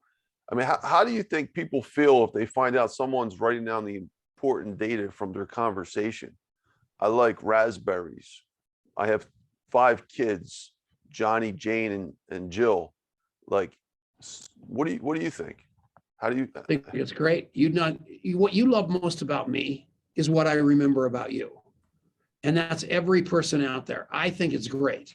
On Christmas, I got 187 text messages. 120 of them were a Christmas tree or some cornball emoticon. The other ones said my name, or they said something about me that made them really realize I was a human being. We're so tired of being forgotten. Do you know what the opposite of addiction is? You'd think it was sobriety. You'd think it was something like that, right? The opposite of addiction, this is not me saying this, is true human connection. We are all so tired of being invisible, of being alone, of being isolated. You are not offended by the fact that I know things about you, remember things about you. The things I remember about you are things that are not public. They're things that you told me that I want to cherish and remember. If you're offended that I remember your 3 children and the names of your 3 children, that's on you. That's on you. I promise you, people want to be remembered. It's that simple. So I'm going to tell you with deep respect that if you would go out of here today and think of 10 people in your life that you love the most and send them all a nice text message with no agenda from you, Tony, where you said their name and you said something beautiful about them that is not on any social media, they're going to come back to you in nothing flat and say thank you. And in my case, they're going to say, is Tom Chenault drinking again? Because they, they're so used, pardon me, to me having an agenda that, and I don't anymore, but everybody's trying to sell something. Nobody's being human. And what we try to do is humanize your address book. We want people to get away from the pitch and get into the love part of the world. And that's going to tie us all together. So I didn't take offense to it. It's just everybody wants to be remembered. When somebody says F you to you, you kind of step back, don't you? Yeah. That's because that stands for follow-up. Yeah, nobody wants to be followed up on. They want to be remembered. It's that simple. Yeah, but wouldn't it make more sense? Like, I mean, if someone remembered my birthday, I get a lot of those people that, oh yeah, happy birthday. But I know they got it from like another source. They didn't, they wrote it down, or they got it, they got this calendar on Outlook or whatever, but they don't really remember. Wouldn't it be more special if someone really remembered it? Yeah. What did you want him to do? Be in the delivery room? How else are they supposed to know your birthday, man? So I think the difference is 99% of those people post happy birthday on your Facebook wall or send you something that they've sent everybody else in the world. And the people that stand out to you are the people who called you, or the people who go, oh man, Anthony, I remember I remember being at your 10th birthday party, and we played football and whatever, they remember something. They cared enough to not just do the cursory thing, but to really remember you. And if they had something that helped them to do that, but they still cared enough to take the time out of their day to express it to you, I don't think that devalues it at all. I think, in fact, maybe it enhances the value because they cared enough in the first place to write it down. And so that's how we operate. And the way people have responded, 1 in 1,000 act at all weird about it. And really, if they're acting weird about it, it's probably because you energetically like, hey, and how are your children named Joe, John, and Jane? Like if you're a real person, they're going to value it 100% of the time. Yeah. And the reason I was pushing them on this question is because I was a financial planner before I became a professor, and we were actually trained to do the same thing. So when you step into the room with a potential client, as soon as they open their mouth, I'm recording things down, and it's only to help them build a better financial plan. The detail might not make any sense now, but later on, at some point, if I'm doing my job holistically correctly, right? At some point, that little detail about, they wanted to retire in 7 years and not 8, or they want to have 1 more kid and not 2. That will be a huge component that can completely alter their financial plan. So yeah, I can definitely see the value of that, especially for those kind of people. So, and I would imagine that when you were at your best as a financial planner, 7 or 8 years wasn't as important a question as, why is 7 years so important to you? Oh, of course. What does that mean to you? Right. Yeah. And that's, I think, the beauty of what we teach is that when you get into people's, what's meaningful to them, that's where the great stuff happens. And then remembering that so that you can serve them by speaking into what actually is meaningful to them. And it's not just a number in a spreadsheet that says, well, in 7 years, you need to be at this level or whatever. It's about, man, it's in 7 years because your kids are graduating from high school then. And you have been talking since you were newlyweds about when kids are out of college, that's the year that you're going to do the big trip to Italy. That's what 7 years means, not the number in the spreadsheet. Right. Mm-hmm. Yeah, absolutely. Totally makes sense. Thank you, guys. Appreciate that. All right, so folks, we're going to move into network marketing. So, can you tell us what is network marketing? Maybe 30 seconds each. Network marketing to me is the greatest form of free enterprise still left on this planet, because your entry level is $500 approximately, and there's a money back guarantee to it. And so everybody's, there's so many stories about multi-level marketing because people don't understand it. They think it's a pyramid scheme. It's the most efficient form of product delivery on the planet. It's people using their relationship with other people to talk about a product that they get to be actually making a little bit of money on. And you build teams of people that are going to go out there and help you sell it. Now, lots of people don't like that idea because they think they're recruiting their friends and family into doing something they don't want to do. The name of the game is drop people off right where they want to be, and don't get anybody to do something that they don't want to do. You want people, you want to be like Alcoholics Anonymous, attraction, not promotion. You want people to look at you and say, you know, I love the way that you're doing the business. I love the fact that you're not recruiting every Tom, Dick, and Harry. I love the fact that you respect me enough to let me make my own decision. I want to try the product. If it works for me, I'm going to go out there and tell some people. And if I tell enough people, I'll build an organization. That's all it's about. Look at all the things that you recommend. I recommended your Clubhouse all week last week. I recommended this thing. I'm not making any money on that. It's all word of mouth. If I send them an ad, it's another ad. If I call them on the phone and tell them to watch Finance Live podcast, by God, they're going to watch it because I said to. Go to Clubhouse because I said to. It is more powerful than any other product delivery system on the planet.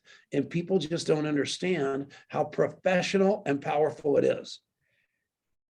Yeah, I don't think I could have said it better. The only thing I'd add from a finance guy's perspective is, you know, there are very few things out there in the world that you can create a real residual income. Real estate's one of them.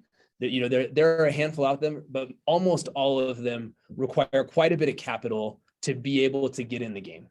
And so network marketing is something that can be done truly professionally. It can create real residual income, and it can be done by the least common denominator person from a financial starting point if they are willing to put in the work. And so I think that's a beautiful thing. Thank you, Adrian. Thank you, Tom. Appreciate that. Excellent responses. All right. So let's talk about your famous coffee shop interview. What is that? All it is a conversation that's powerful, where you're trying to figure out what makes people tick. And it's an interested, not interesting conversation. You want to figure out, you know, they call it form, they call it these various things. But basically, I want to jump into your life. I want to get to know you better. And I want to drop you off right where you want to be versus where my agenda is trying to take you. So I take myself out of the equation. I'm sitting in a coffee shop. I don't have anything with me, or I'm sitting on a Zoom anywhere, and we're just talking. And I'm paying attention, and I'm listening for what I can do to make your life better. My entire job is to leave you feeling better about yourself than you did when you got there. And everybody's missing something, like money, time, or health, sobriety. My job is to find out that hole and see if I know anything or anybody that can fill that hole.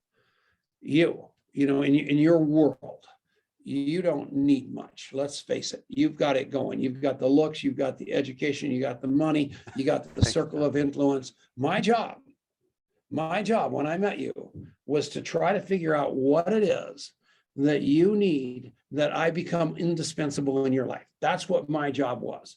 And yesterday, without saying the name, you told me something that you need.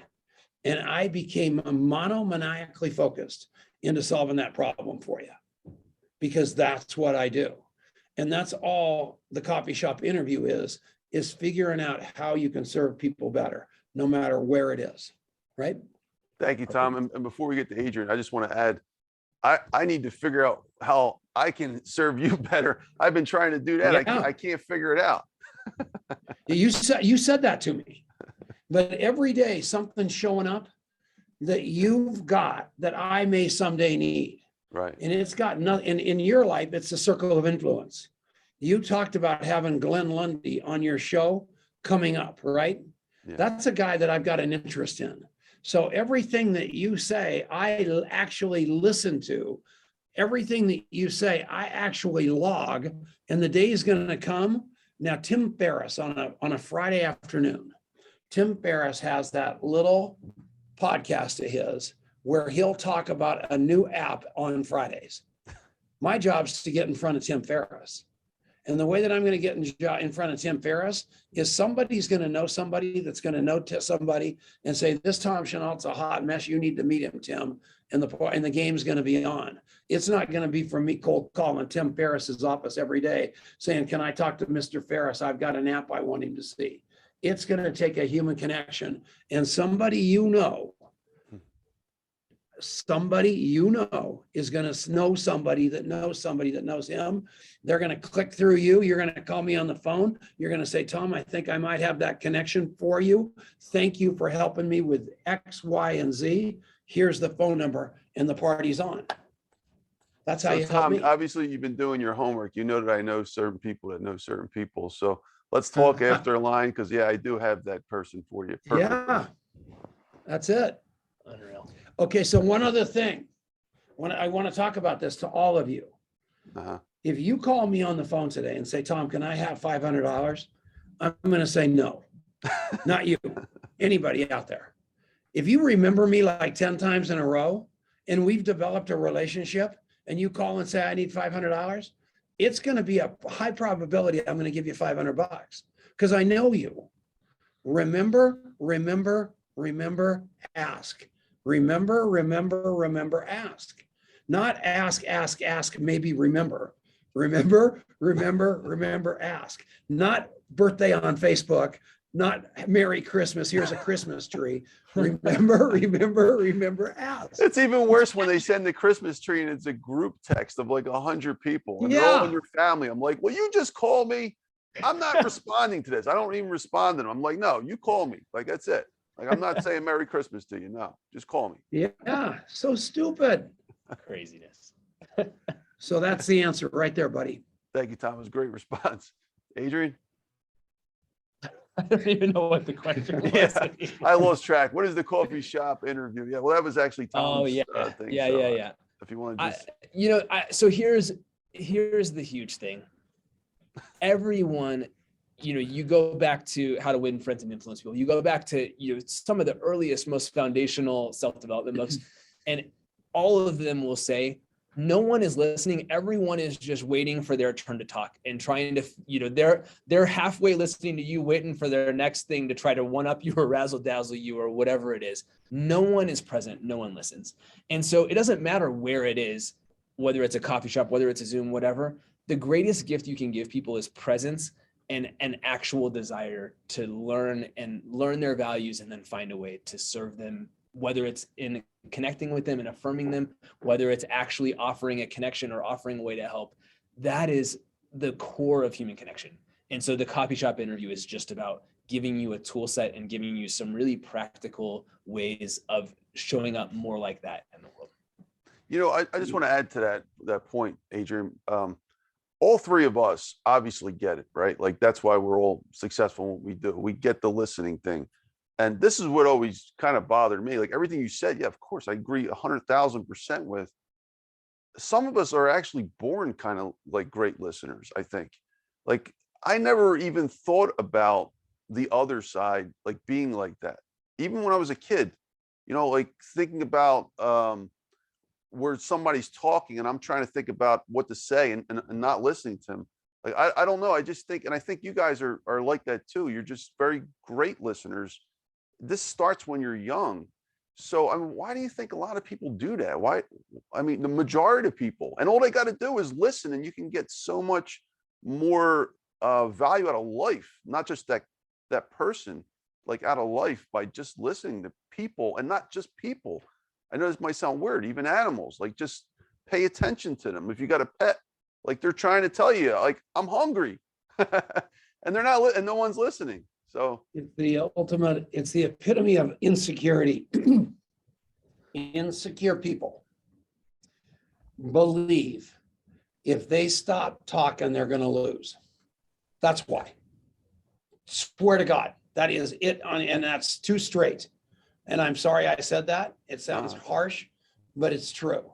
And you can, if you'll just take that with you today and notice it, you can feel that overcompensating, overbearing person, that he is so petrified that he's going to lose that they just won't shut up. And that's most people, like you just said. And it is a gift that your parents gave you some self-esteem where you don't have to be that person, because you can see it. And once you notice it, once you're present to it, you're going to notice it all day long today. And it is crazy. Yeah. I think the one other thing I'd add is I think people genuinely think they're relating by sharing their same version of your story, only a little better. And they're just not, right? They're one-upping, they're stealing the spotlight. And I think a lot of people in the world are totally unaware of the way that they come across. They're not really paying attention, and learning to interrupt that pattern of always needing to share your version of that same story will go a long way. Yeah, no, guys, that's an excellent point. And, I commend you for, first of all, Tom, I commend you for instilling this in Adrian, and Adrian for actually wanting this. Like, a parent can force all they want, this great quality into their kid, but if the kid doesn't want it, like, they're going to grow up like the people we're describing. So yeah, excellent responses, guys. I appreciate So that. the radio show I had used to be called the Tom Chenault Show. And we have changed the name of the show to the Legacy Leadership Show. Because how many times do you really see Michael Jordan's son be better basketball player than he is? Or LeBron James or John Elway's?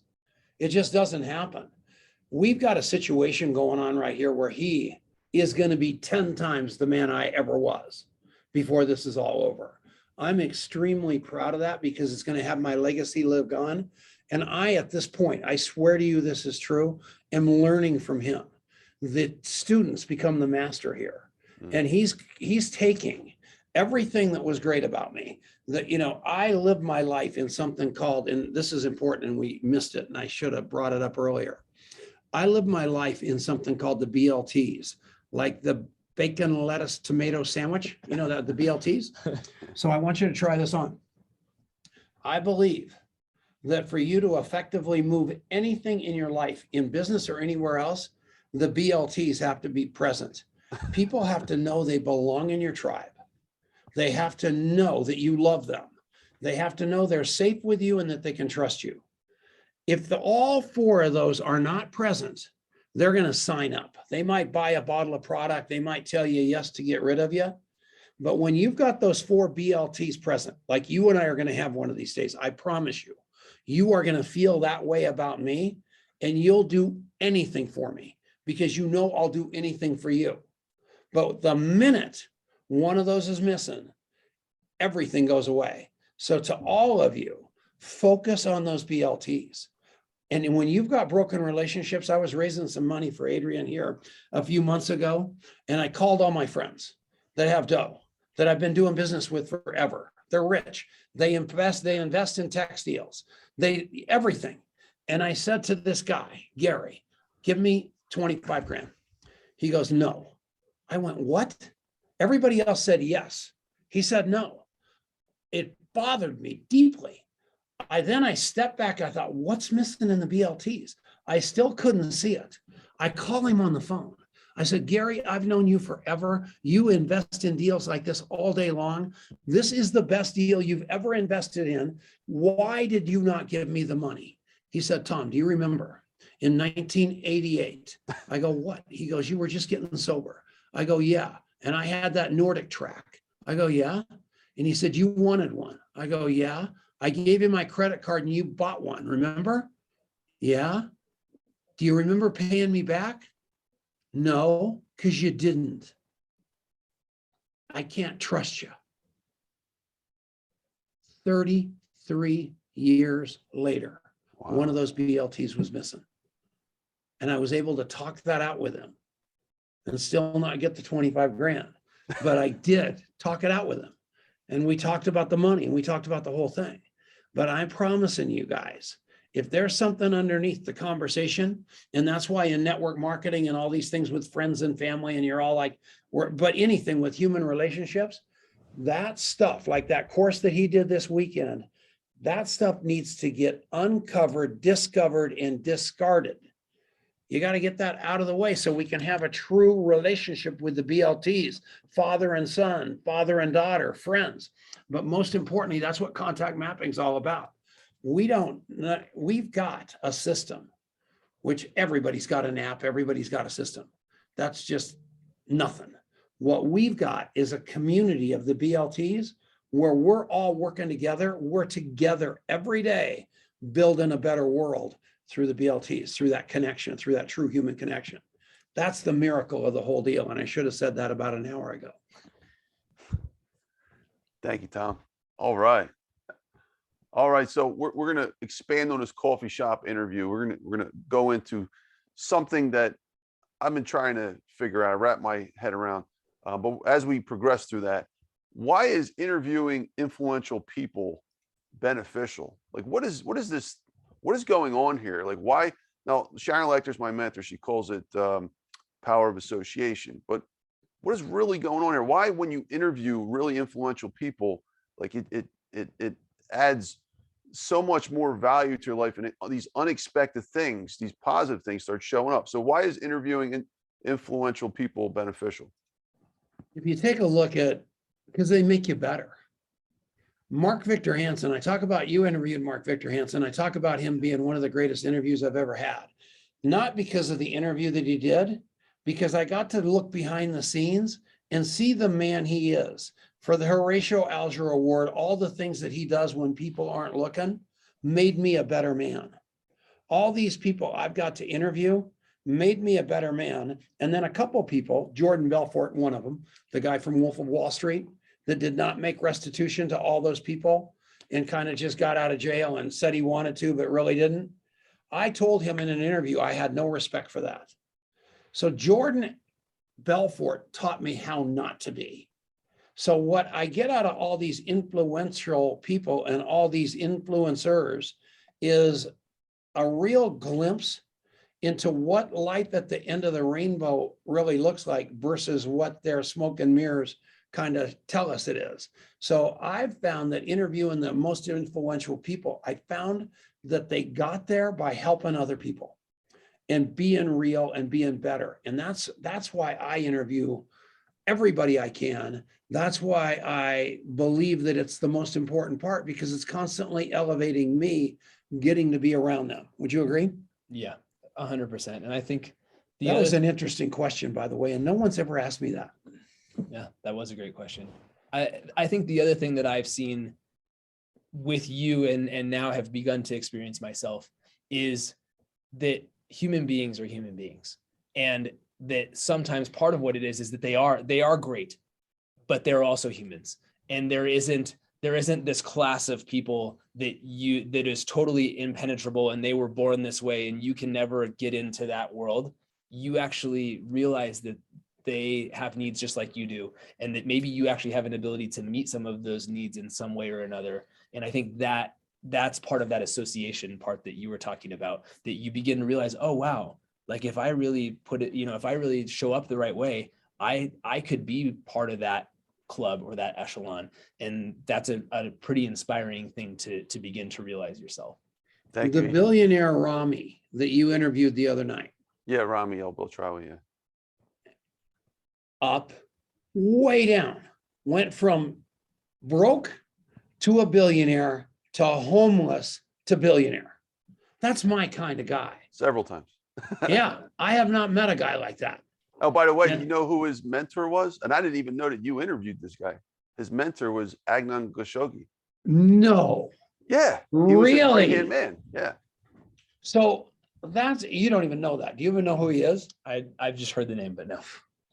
I was going to ask you Yeah. about him a little bit, but Yeah, that is so amazing. Yeah. So how on earth did Tom Chenault meet him? I mean, it's how impossible. did you? I don't know. It's crazy. That's why I'm bringing up all these interview questions, because and you're I'll talking never about forget- multi-level marketing, but you're actually a great interviewer. He introduced me to a guy named Anton Vasile. And Anton Vasile lived across the ocean. And I'm going, so he invites me to his wedding, his kid's wedding. And I'm going, who's no, I'm not going to your wedding. I don't even hardly know you. So I all of a sudden open up like Vanity Fair or something, and there's an entire section on the wedding. This guy was so rich that they rented like an island. And I'm like a dope. It's unbelievable that I've gotten to meet people like that through people like that. And all people like that, they're all human beings. And if you can get out of the shock and awe of actually meeting them and treating them like human beings, they're going to love you. And what they love are happy, wild people. And I'm a happy, wild person. So that's how I got to meet them all. Yeah. Wow. That is really cool. Yep. Yeah. By the way, if you contact map this, Adrian, you got to watch the Lifestyles of the Rich and Famous episode that made Ramy want to become his right-hand man. For 4 years, this guy chased him down because of this episode. So back in the 80s, you know, they had what was it? Not Lifestyles of Rich and Famous. That's what it's called. Yeah. Yeah, that was called. Yeah. And Yeah. Agnon Khashoggi was featured on there. The guy's got 35 homes all across the world. The richest guy in the world at the time. And Yeah. that episode made him just like want to step up. He had 50 million at the time, and he said that's not enough. So it's a really cool story. I actually interviewed him for 2.5 hours on on the podcast, but it was only about 45 minutes on Clubhouse for Yeah. some of it. But that's Yeah. what it's all about. And so Amazing. I want to meet this guy, Ramy. Right? Okay, So stay with me. I'll hook you up. But so yeah, and Ramy's going to do his due diligence and say that guy's a dope. Then you're going to say, well, he knew Agnon Khashoggi. He met him. And all of a sudden, Ramy's going to go, let's call him, because we're all looking for the third party connection to make everything make sense and stitch together. All of you know me.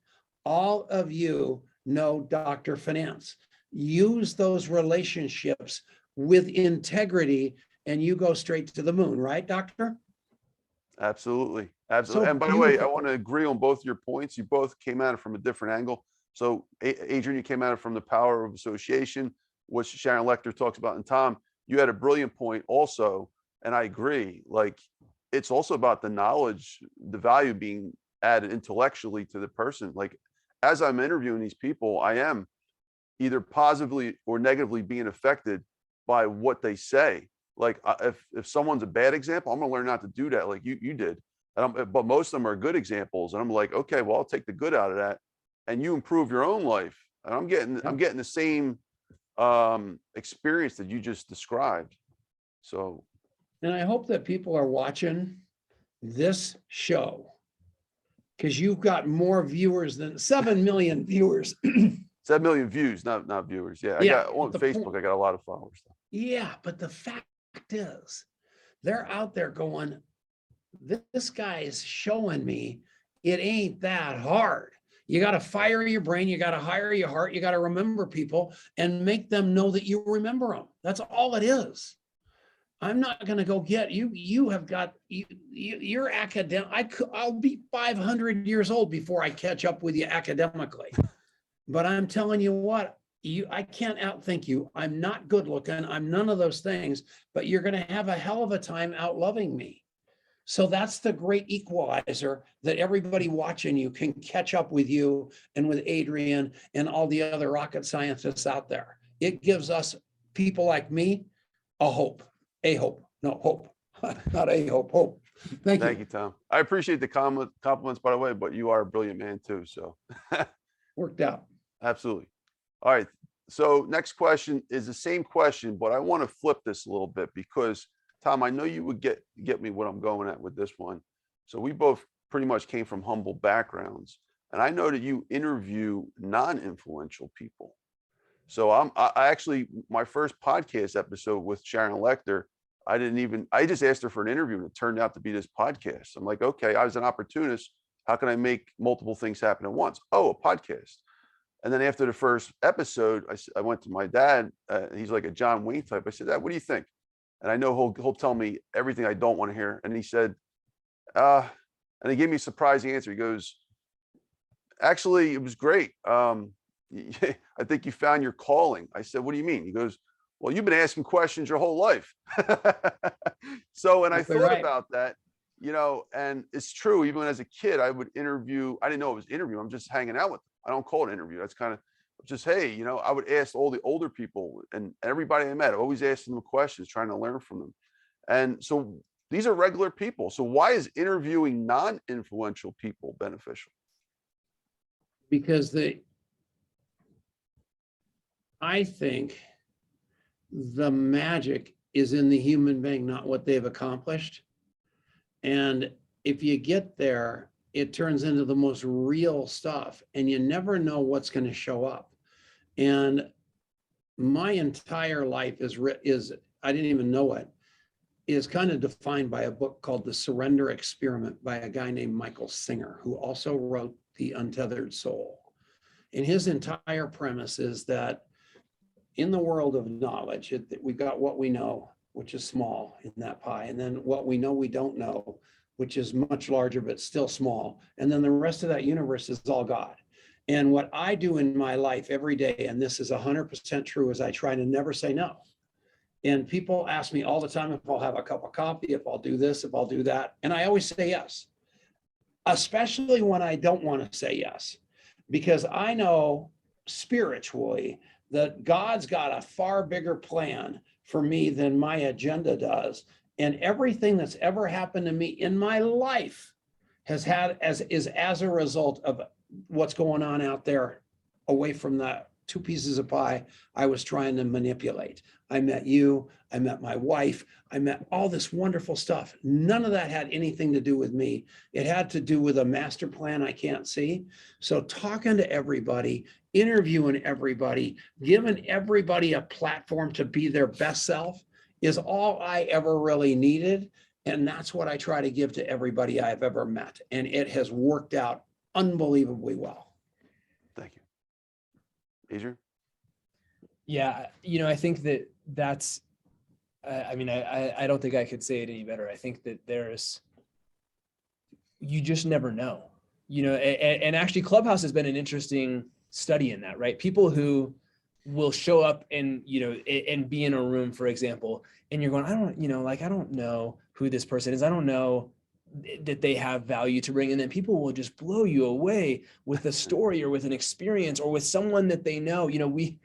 There's a friend of ours that we met through Clubhouse who grew up in East Texas, and she went to high school with Matthew McConaughey, and his dad was the reason that he put his foot down, and they didn't have a women's golf team.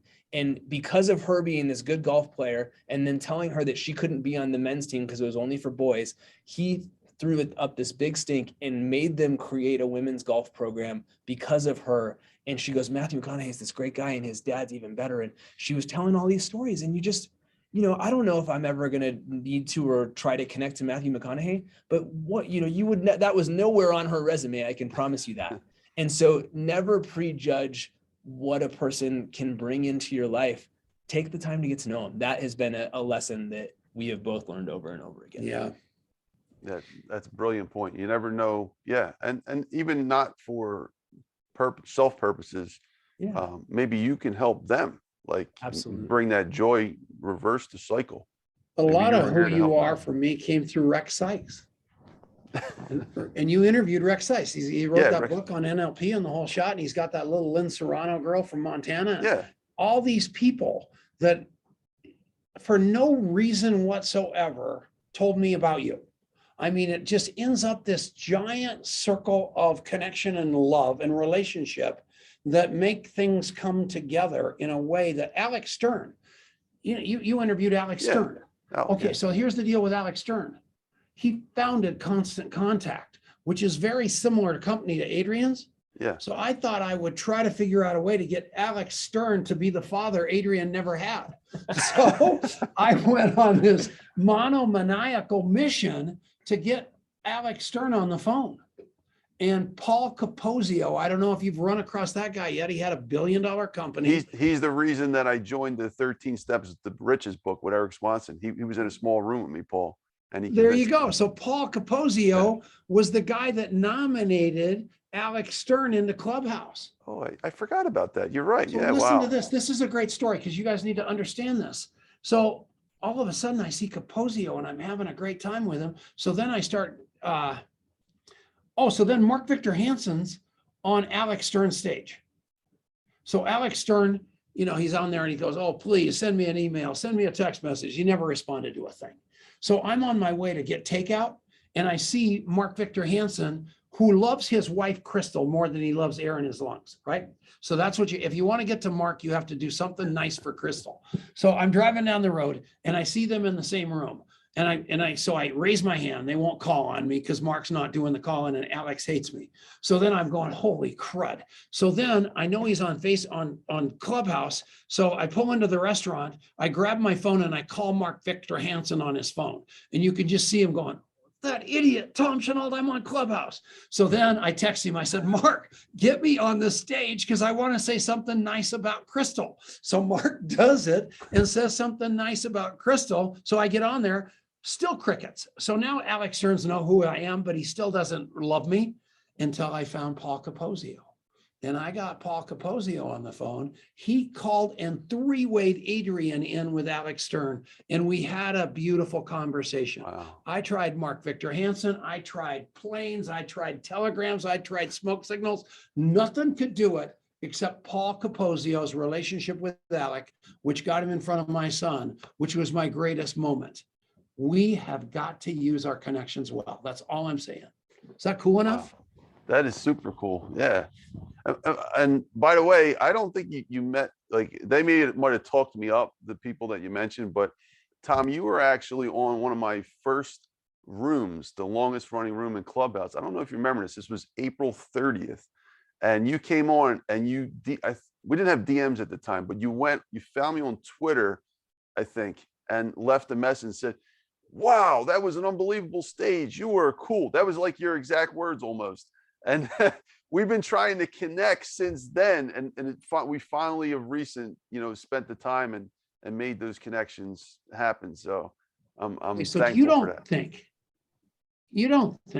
Do you think people get all mad at you writing down all that shit? No, we don't get mad. It just warmed my heart that you remembered me from April 30th. It warmed my heart that you remembered what I said. I didn't write it down though. I didn't write it Are you kidding down. me? I'm crying. That's contact mapping. My God, you just proved up the point. That's so awesome. Thank you guys. All right. I'm sorry I cool. cussed. I got too No, excited. it's okay. I'll just fine you 10,000. That's all. FTC. FTC. Thank gosh for we don't have all those regulations here. But Oh. all right, so just real quick, who are some of the celebrities that you have interviewed? You're obviously a superstar within that space. You've interviewed the best of the best. Like, you want to just run down a quick list? Les Brown, Donald Trump, Kramer, Maria Baralamo, the Nigerian boys. Those are all stock people. Jordan Belfort was a great interview, even though I didn't like him. You can go through Kiyosaki. You can go. It would be easier to build a list of who I haven't interviewed. And what I know for a fact is I can get to anybody. And like I said, Tim Ferriss is on you can put a fork in Tim Ferriss. He's done. Put a fork in Tim Ferriss. He's done. I'm going to get him. I'm going to get Joe Rogan because Joe Rogan loves nutrition. And I'm going to get on his show because I love him. I love his message that he's not afraid to punch the bear. So all those people, they're not there yet, but I'll promise you one thing right now, Dr. Finance, you and I are going to get to everybody on this planet that we want to get to, and we're going to change the world in a good way. And we got to move fast because I'm 70, you're 12, and he's young too. But I'm telling you what, I still have 15,000 people in this phone that I use this phone like a sword, and I never burn bridges. That's all it is. That's what I do. Folks, listen to that unbelievable message he just sent. If you want to learn how to be an entrepreneur, you got to listen to what he just said. He said he never burns bridges. That's integrity, folks. You will not get anywhere in life except left in an isolated corner with everyone else who is also isolated if you do that. Yeah. Right? That's So it. thank you, Tom. All right. Will Clubhouse replace radio? Now, I'm asking this question. Let me preface it real quick.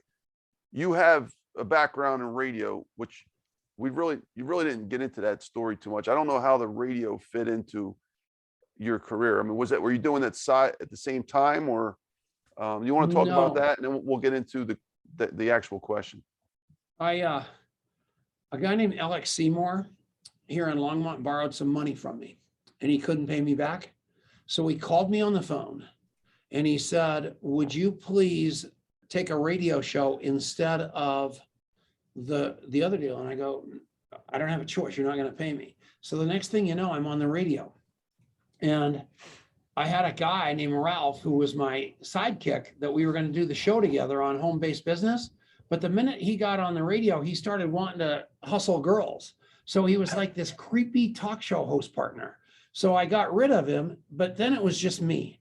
And I'm doing an hour live radio and people are literally running into embankments, falling asleep because I'm so boring. Was this after, sorry to interrupt you, was this after the stock market thing? No. So then this is a crazy story.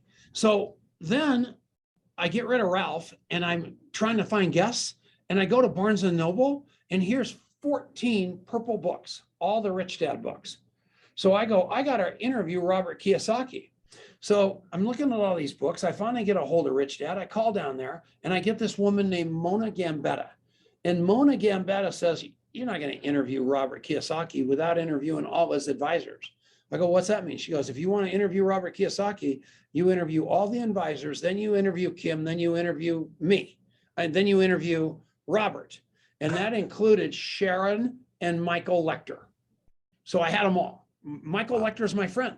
So as a result of that, that whole shooting match, I'm going, that just filled up like my show forever. Thank you very much. I wanted to kiss her. I didn't tell her that. So anyway, then all of a sudden, everybody's seeing I've got all the Kiyosaki people. So here comes everybody else that want to be on the show.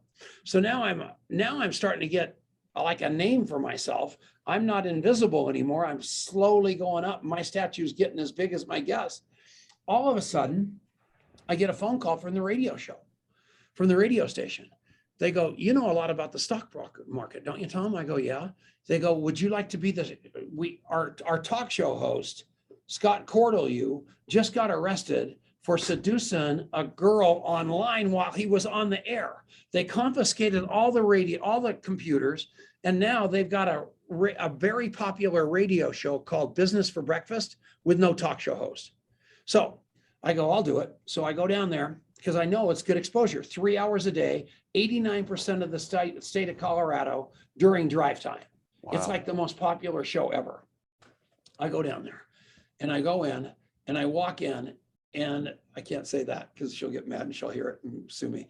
So the lady that was the co-producer is beautiful. I mean, you've never seen a girl like this in your life. And she's on the screen, on the internet. I walk in the door and there's this lady standing in the corner, looked like a bag woman with a cigarette hanging out of her mouth.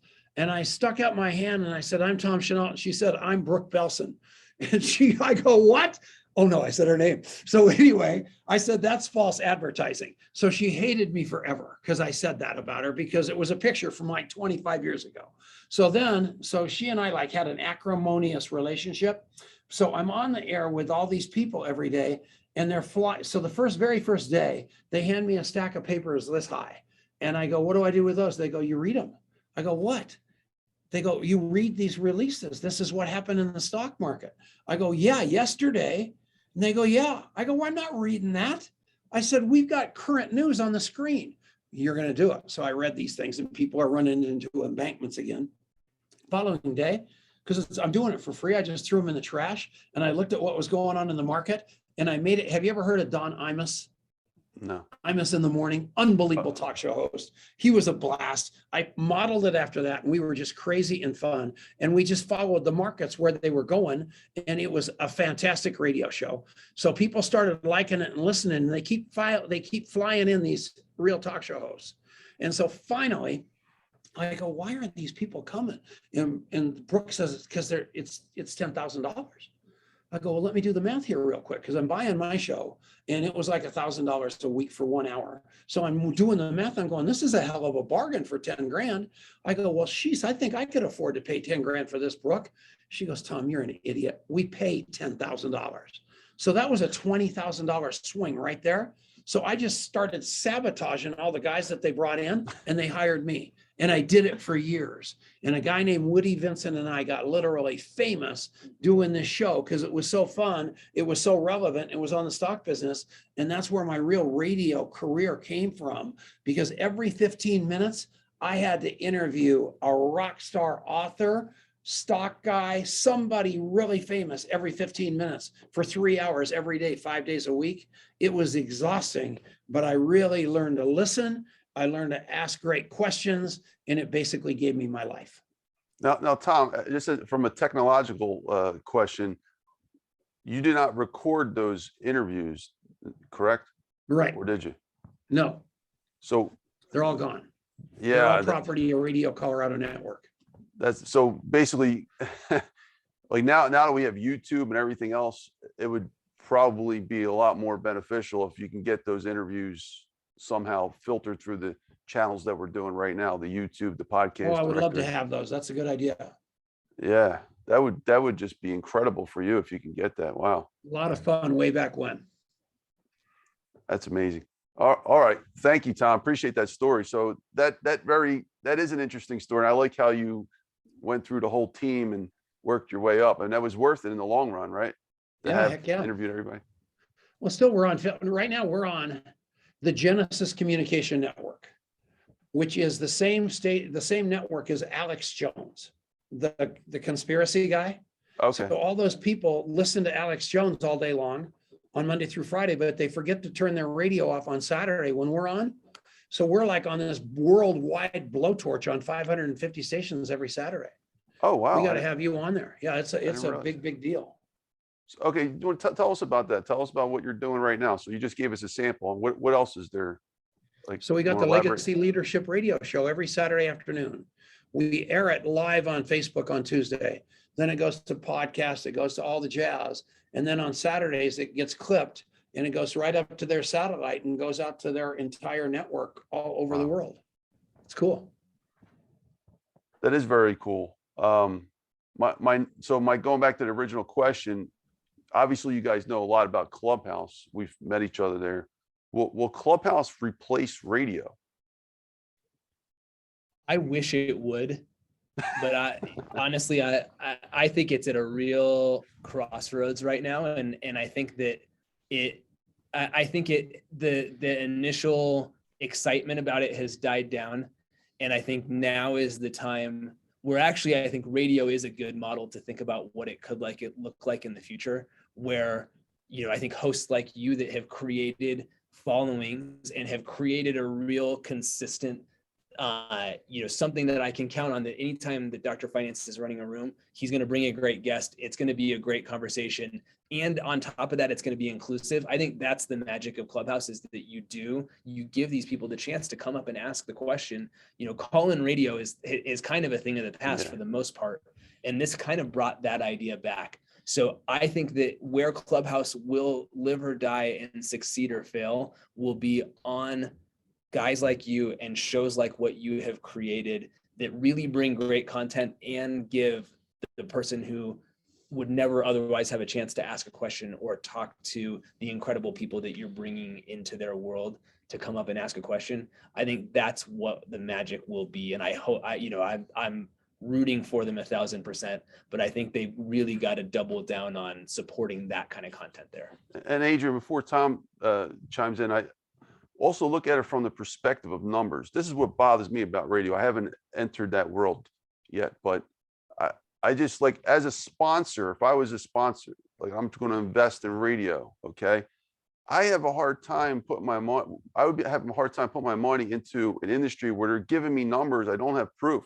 Oh, 1 million people are listening. Oh, really? Okay, show me it. And they can't. But you can come on Clubhouse and see that I had 10,000 people in the room. You can see those numbers at the top. There's no question there. And therefore, as a sponsor, it would be a lot easier to put my money into a situation like that, because I can see it. I can see what's happening in the room, what's happening to these people as these hosts are doing their thing. Like, any thoughts on that? And Tom, you're up. You've never been more right. When you said, how many people listen to your radio show? My answer is, it's unbelievable. And everybody hears that like unbelievably big, but it could easily be unbelievably small. Because I swear to you, at least you're honest. I know. So that's my answer, because there's no way to quantify it unless you're using Arbitron or any of those other services.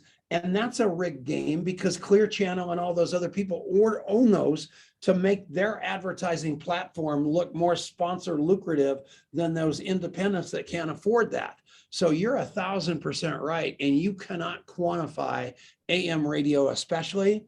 And the only thing I will tell you that I will tell you about radio is that I still hear all the time, I heard you on the radio. Are you still on the radio? It is mind-boggling to me. I don't even know how to, I don't even think, I have that snazzy Tesla. I don't think there's even an AM radio in that car. So I'll tell you, Clubhouse for me is all of it in a bag of chip. And I hear about Twitter Spaces and all this other stuff. I'm kind of a creature of habit. I find myself getting in the car and looking for either you or an AA meeting that's a flash AA meeting in there, because I can listen to it for a few minutes, talk to a couple of drunks, or listen to you, get some knowledge and go on. But yeah, I think Clubhouse is amazing. In fact, when I asked him that very same question this week, I did not like his answer, because he said that he thinks there's some rough sailing coming up for them. And that hurts my heart, because I think it's beautiful. Wow. Thank you, Tom. And you brought up another point about the AA. I mean, the amount of limitless creativity on that app just keeps showing up every day. I mean, I didn't even think about it from that perspective. You already have a club that's existing. Now you can help people, bring them there. Like, they can do it as they're on the road. They don't have to go to a physical space, you know? I am such an impulsive guy. He'll tell you that I drive him all crazy, but I'll fire up a contact mapping room about, from the great remember, and fire your brain, hire your heart, stop getting played into buying leads and all that stuff. I'll have 50 people join me just like that. I'm driving down the road and, my wife says something rotten to me, or my son, something like that. And I go, geez, I think I want to talk to another drunk. I just pop in a flash AA meeting there, and 20 people show up to talk me off the cliff and help each other talk each other off the cliff. And you can't do that on AM. You can't do that anywhere. And that's the beauty of it, is the spontaneity, I think. Yeah. Thank you, guys. All right, guys. I just want to step in real quick. We're about halfway with the questions, and we're hitting a good solid point. Look, I freed my afternoon up for you guys. Do you want to continue? I still didn't even get to my standard questions, but I got a lot of good questions. I want to respect your time. Keep them coming. We're good. You good?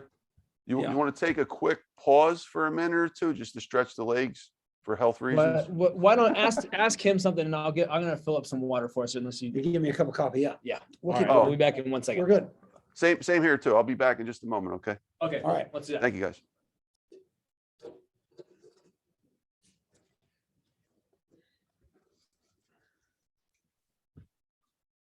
All right, we're back. Welcome back to the Dr. Finance Live podcast, round 2. Folks, we got Tom and Adrian Chenault here, and we are going to continue with our questions. And let's start with, we were talking about interviewing before, and then we talked about Clubhouse a little bit and radio. So, guys, going back to interviewing for a second, what is the magic number of interviews that would make someone, before one becomes financially successful? And just to preface that question, so you got Larry King, 50,000 interviews, right? Like, a lot of the podcast guys, usually between 100 and 300 or 500. You got Joe Rogan, I think he's done 1,000 plus. I mean, where's that magic number, if there is any, that exists? What's your thoughts on that to make someone financially successful? Tom? The tipping point for podcasts or radio, I think, the tipping point is when you become relevant. When people are looking for you instead of you looking for them, and you're realizing that you're serving, not selling. So in other words, most of the time, newer podcasters, you can tell that they're a deer in the headlights, because they're so excited about their agenda of why I'm on with them that they can't see the true picture of the message. It's blinded by whatever it is their product is, or their podcast or something like that. And then you get the pros like you, who are listening to a point of ridiculousness because your star is so much bigger than your guest that you don't need to be all that. You get to put the light on them. And a guy named Richard Brooke, I think I mentioned him earlier, during my shows, a lot of the time, he will text me and say, will you shut up? Because I swear, because he wants to hear from the guests so badly. But newer podcasters, newer radio people like that can't stop talking. They want to hear their own voice. And somebody like you, who's done enough interviews, all of a sudden realizes it's the show, it's the big picture, and you talk as needed as it contributes to the show, but you're not so needy that you're ruining it with your with needing to be heard. And I think that's the tipping point, and I think that's when it's going to start monetizing for you. Thank you. And Adrian, before you, I just want to comment real quick on what Tom said. You know, I used Larry King as a great role model when I started figuring out this is what I was going to do. And basically his philosophy is he don't talk at all. Like, you know, he listens, you guys talk, and I'm just going to ask questions, right?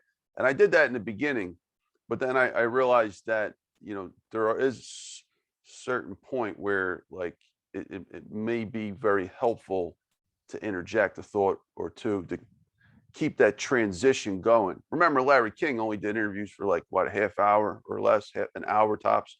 You know, so somebody's been 2-3 hours. You know, there is a point where you got to make it comfortable for the audience. But yes, I agree with you, Tom. Like a lot of the interviewers, they don't take that lesson. It goes back to that listening conversation we had earlier. They don't take that lesson, just quiet and let them shine. It's their time to shine. And we're just the facilitators of that at this moment. Yeah. I think that's all really well said. I think for somebody thinking about, you know, embarking on the journey, I would just say, do it because you really want to. Do it because you enjoy it, because of the value that you're getting from the conversation. Because most of the time it takes a lot, you know, it takes a lot longer than most people have patience for doing this, if they're doing it because they're hoping that it's going to turn into this big thing. So figure out what to do that you're going to enjoy doing, so that you have a stay with it about you to see it through until you do get that point of relevancy. Is there do you have a magic number, Adrian? Would you, if you can guess, would you be able to put it somewhere? You know, I mean, I think if you do, I think if you have some core skills of being able to talk to people and you're not cutting your teeth in that way, and it's just about kind of getting the snowball going, you know, I would guess probably in the 50 range is a reasonable ballpark. You know, you're doing a year of a weekly show kind of a thing before it really cracks. I think sooner than that, you probably got lucky. And I think by then you've stacked up enough that you know, the compounding should start to work in your favor. Thank you. Thank you, guys. All right. Next question is, why is a question so powerful? Like, why are we asking questions? Like, this is weird for me to even ask this question, but like, as I got into interviewing and Clubhouse, which I never wanted to be a host, it just fell into my lap one day. If you guys ever heard that story, that was the room I met you in, Tom, where I basically showed up one day and I was in another club and I said, I got, you know, a few hours to kick, let's see what happens. And it just turned into this amazing room of 500 people, several celebrities. And it just went on for 84 days. I had no idea they were going to do that straight, 24 hours a day, 7 days a week. And I became this host. I didn't really want this to happen. So I started asking more questions about what is it with this question thing? Like, why is asking a question so important? I mean, I've been doing it my whole life, but now in this context, I'm seeing how money's being made from it. Careers and paths in this field are being paved by the question. The interview, the Clubhouse hosting, like all this comes down to a question. So why is a question so powerful? You can guide every conversation with questions. And the most brilliant people are the great question answer askers that take the time to listen to the great answers to the great question that you just asked. So it's so important to ask those great questions. But what's most important is to control the person answering that as a talk show host, to whereby that question, that answer becomes as great as the question. So it's a two-edged sword. You've got to ask unbelievably smart, deep, thought-provoking questions. And, you know, you take a look at the length of this podcast that we're on right now. it's got to have content. If it doesn't have content, you lost everybody at about the 20-minute. I swear to God. Yeah. And it was all contingent upon the questions, but also drawing out the right answers, which you did on several occasions. You said, that's great, but, and I think that's the key to the magic that you are, is that you're able to do that. Thank you, Tom. Adrian? Have you ever heard of Cal Fussman? Does that ring a bell? So Cal No. Fussman was the. I must seem dumb to you guys. You guys, every No, question you there's ask me a about a million. person, like, There's I a don't know. million people. There's so many greats out there, but you would love this guy.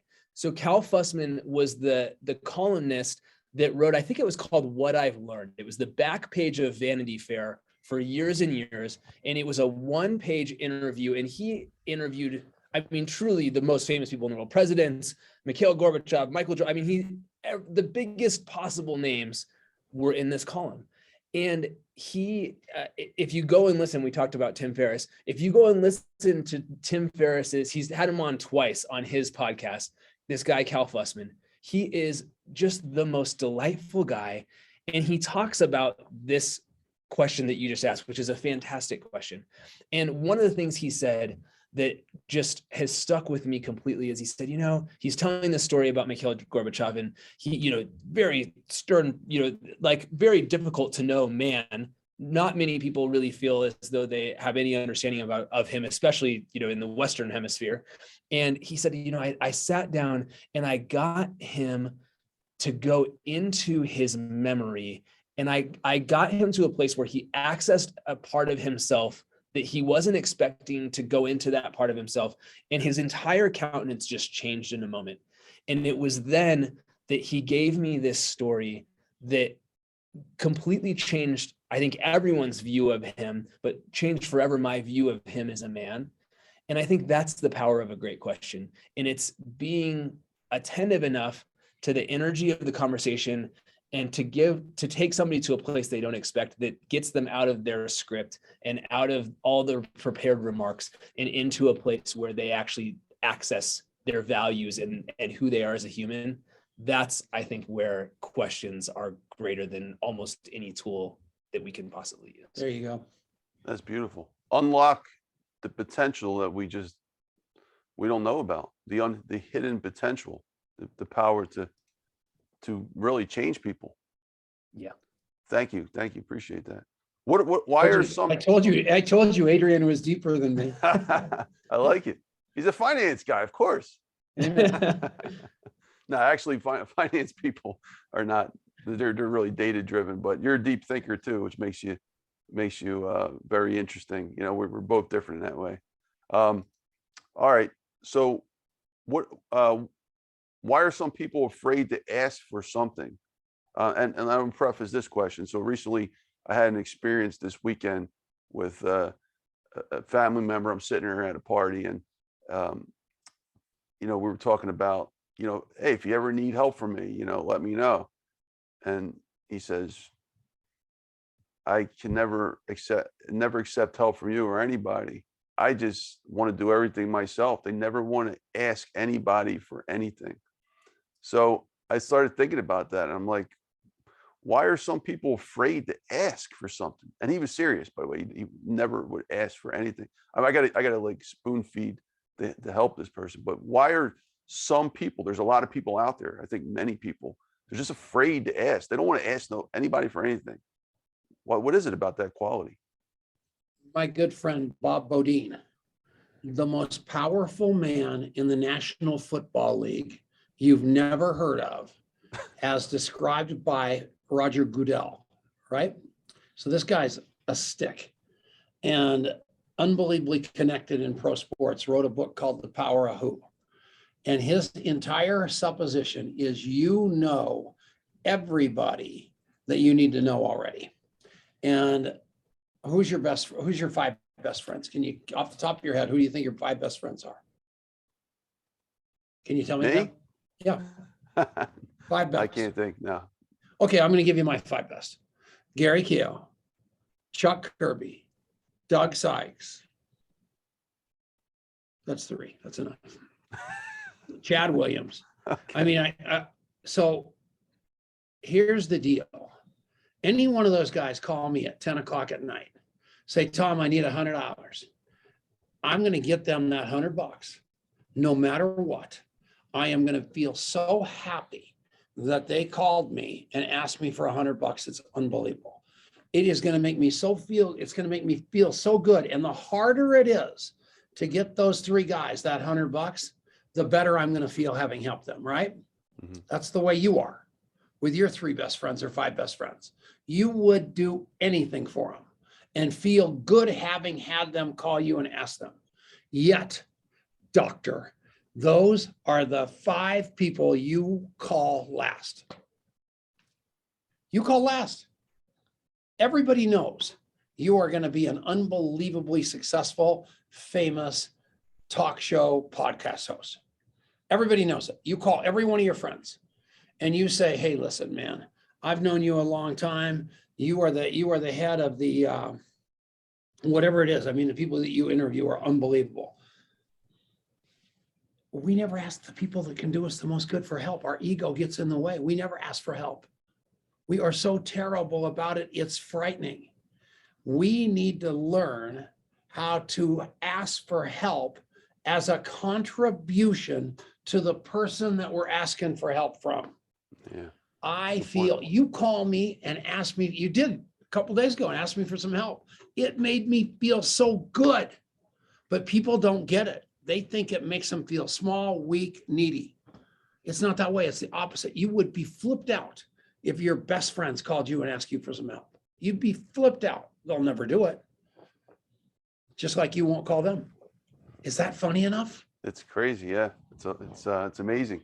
And Tom, this is totally your show. I don't want to interrupt, but I just want to add to that because it was very relevant. As a university professor for 10 years, that whole 10-year block, I thought I can take my books and do it myself. And I tried, and I thought the universities would have helped me naturally without having to ask because I'm already there for them, but they didn't. And I felt ashamed to ask anybody else. And I think a lot of people were stuck in that position. That's why I'm saying this right now, folks, if you're listening, that is not the right way to go. If I didn't pull the plug on that particular moment in my life and retire and decide to go this way, I would have been stuck in that particular predicament for the rest of my life. And most people do because they don't want to ask for help, just like Tom's talking about. So thank you, Tom. Adrian? Yeah, I think we get our identity wrapped up in being viewed a certain way, or these stories, your family member. I think that's a perfect example. And I mentioned I had just done this personal development workshop this last weekend, and I'm somebody who historically, in college, I hated group work because nobody did the work, or they wouldn't do it to my standard, and I'd end up doing it for everybody. And I had this way of viewing the world of, well, I just have to do everything for everybody and do it all for myself because no one will do it up to my standard. And thankfully, I learned fairly early in my career to give that story up, because otherwise I'd be completely miserable and I wouldn't be where I am today. But I was in a group in a seminar with a woman this weekend, and she goes, I just, I have this dream, I'm going to do this thing. But here's my problem. I will never hire anyone to join me or to work for me, because every time I've ever done that, I just found that they didn't do work up to my standard. So I will never hire anyone. And I go, can I give you some feedback, ma'am? And she said, yeah. And I go, how is that working for you in your life? Like, that is not, you're never gonna, I hate to tell you, but you are never going to get to the dream you just told me about with that story running in your life. And I have a feeling that you have a tendency to pick the duds out of the batch so that you can reinforce the story that you're better than everybody. Yeah. But that story is not true. And so all of this stuff, whatever the story is, there's something about your identity, and you're consciously or unconsciously reinforcing that same story over and over again. And a lot of times that story is not serving you at all. That's brilliant. Thank you, Adrian. Thank you, Tom. All right, guys. So how do you make money from multiple level marketing? We're going to pivot for a second because I know you guys do the MLM thing too. Now, do you do that in conjunction with the radio thing, by the way, or is that part of the same operation? So my my job, yeah. So my primary income is with that multi-level marketing company. And I built a little army of people to help me sell those products. So every month I buy about $300 worth of those products myself. And then my organization buys another $10 million worth. So as a result of that, that organization all over the world is out there selling those vitamins 24 hours a day, all over the planet, however they're going to sell them. And I get a little tiny rake off of every one of them. So people ask me if you've ever wanted to own a bunch of vending machines, you had to buy the vending machines, and then you have to go out with those vending machines and you have to stock the vending machines. And then you have to stop by the vending machines and grab the money and put it in your pocket. And that's how vending machines work. Network marketing is different. Every human being is a vending machine, so to speak, except they are buying the product themselves with their own money. They're going out and selling it with their own efforts. I get paid. So they're like little vending machines that fill themselves up. If they quit, they quit. They're gone. I absolutely have no skin in the game.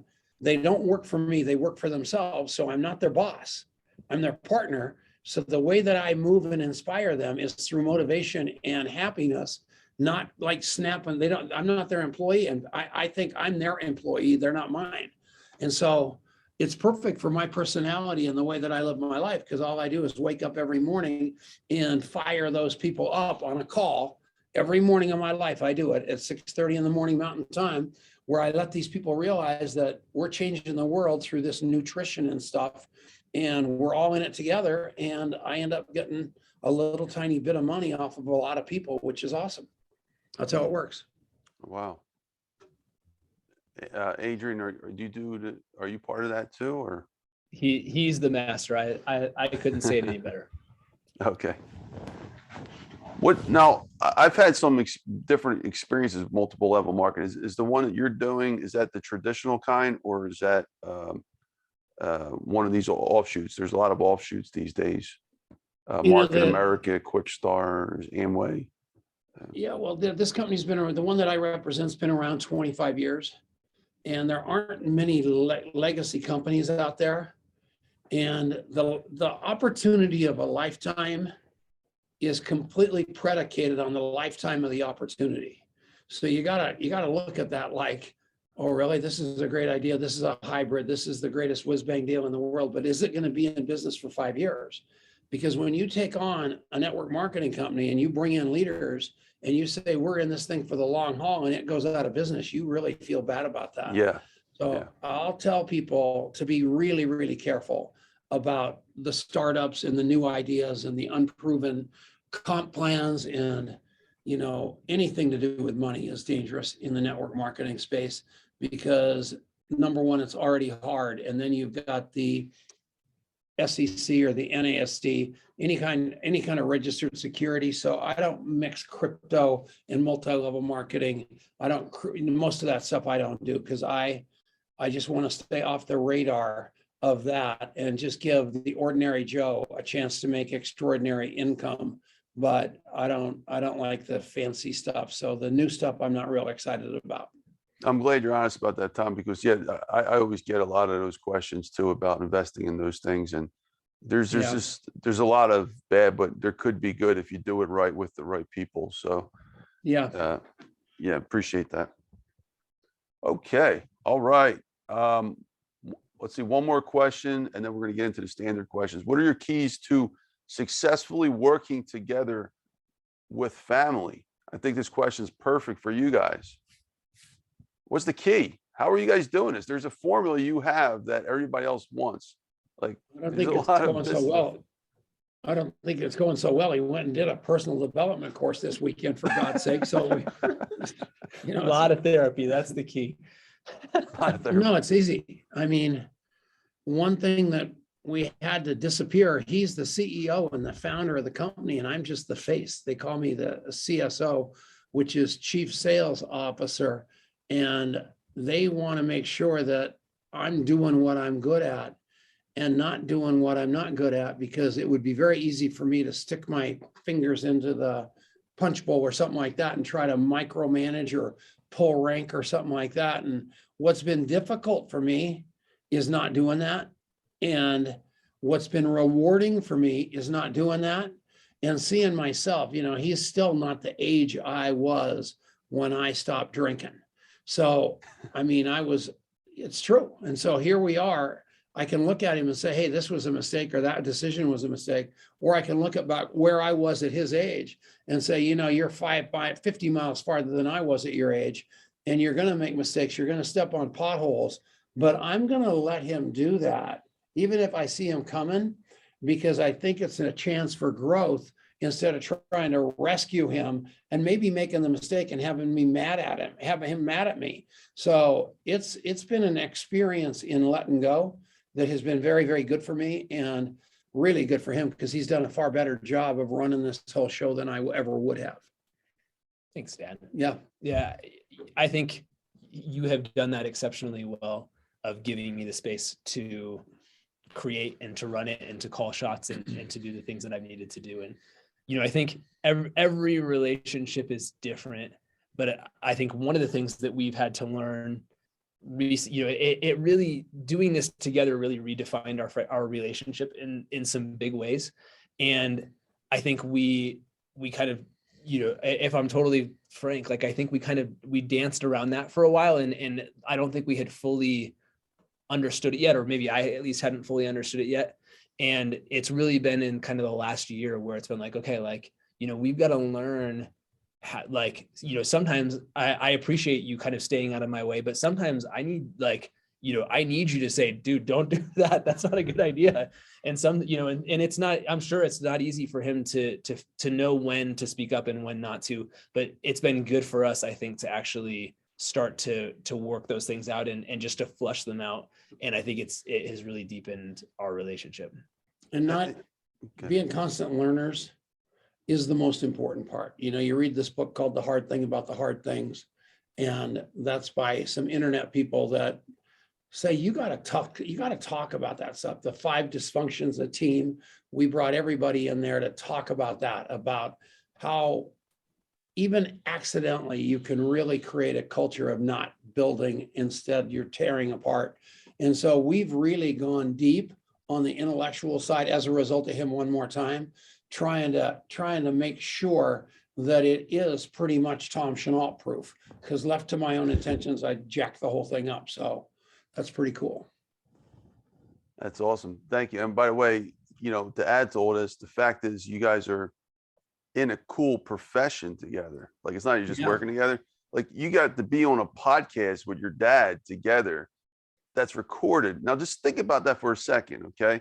Now we're here in the moment, but who knows where life will take us 20 years from now, 30 years from now. You could be looking back, and if, knock on wood, if your dad's still around, you could be like, Dad, remember this video 30 years ago? And you can see like a conversation together. Most people can't do that. Like, maybe you'll have a recorder at Christmas or New Year's Eve party or Thanksgiving or something where they're just hanging out, and no interviews with questions, right?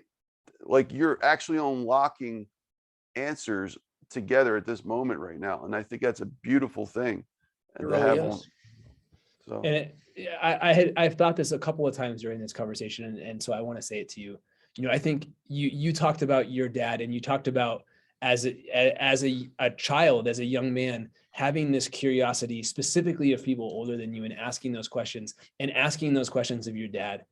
I would venture to guess 1% of the world is actually that interested in their parents and asks those kinds of questions. And I think that part of what makes you so special, and I'm sure was of great consequence and gratitude to your father, is that you had that interest in knowing his story and knowing what made him the man that he is. And that's a really special thing. And you're exactly right. Having this to be able to reflect back on, and to, I've heard a couple of things during this conversation that I've never heard him tell me, that has never come out before. And how cool is that? So I'm really grateful.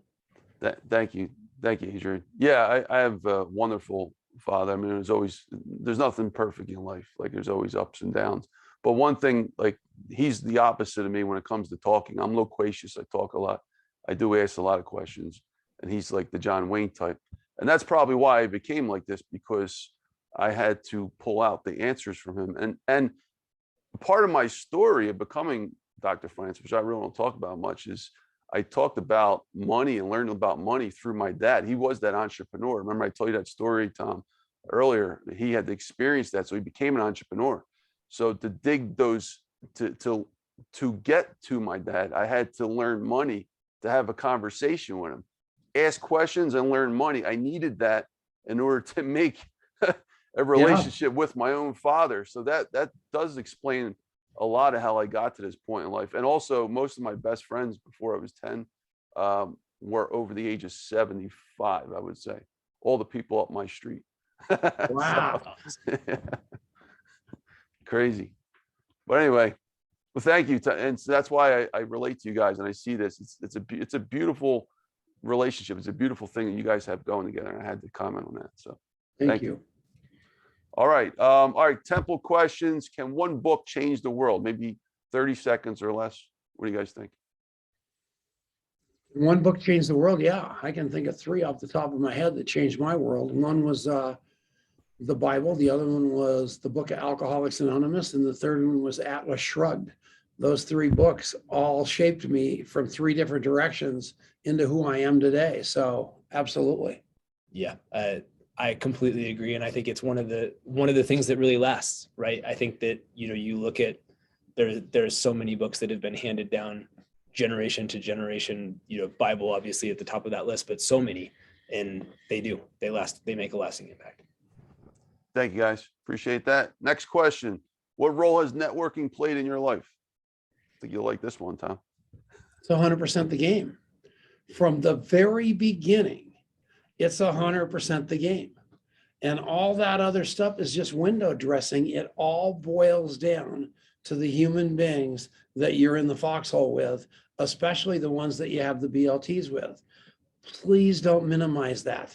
And do not ever circumvent or step on anybody's head to get to the top. It will bite you every time. Trust me, I'm a doctor. Okay. Everything important in my life has come through the door of a connection in another human. And I'll try to tell this story really quick, but I mentioned I had a job offer on Wall Street, only person from my university that had one. And I actually had 3 offers to go to Wall Street.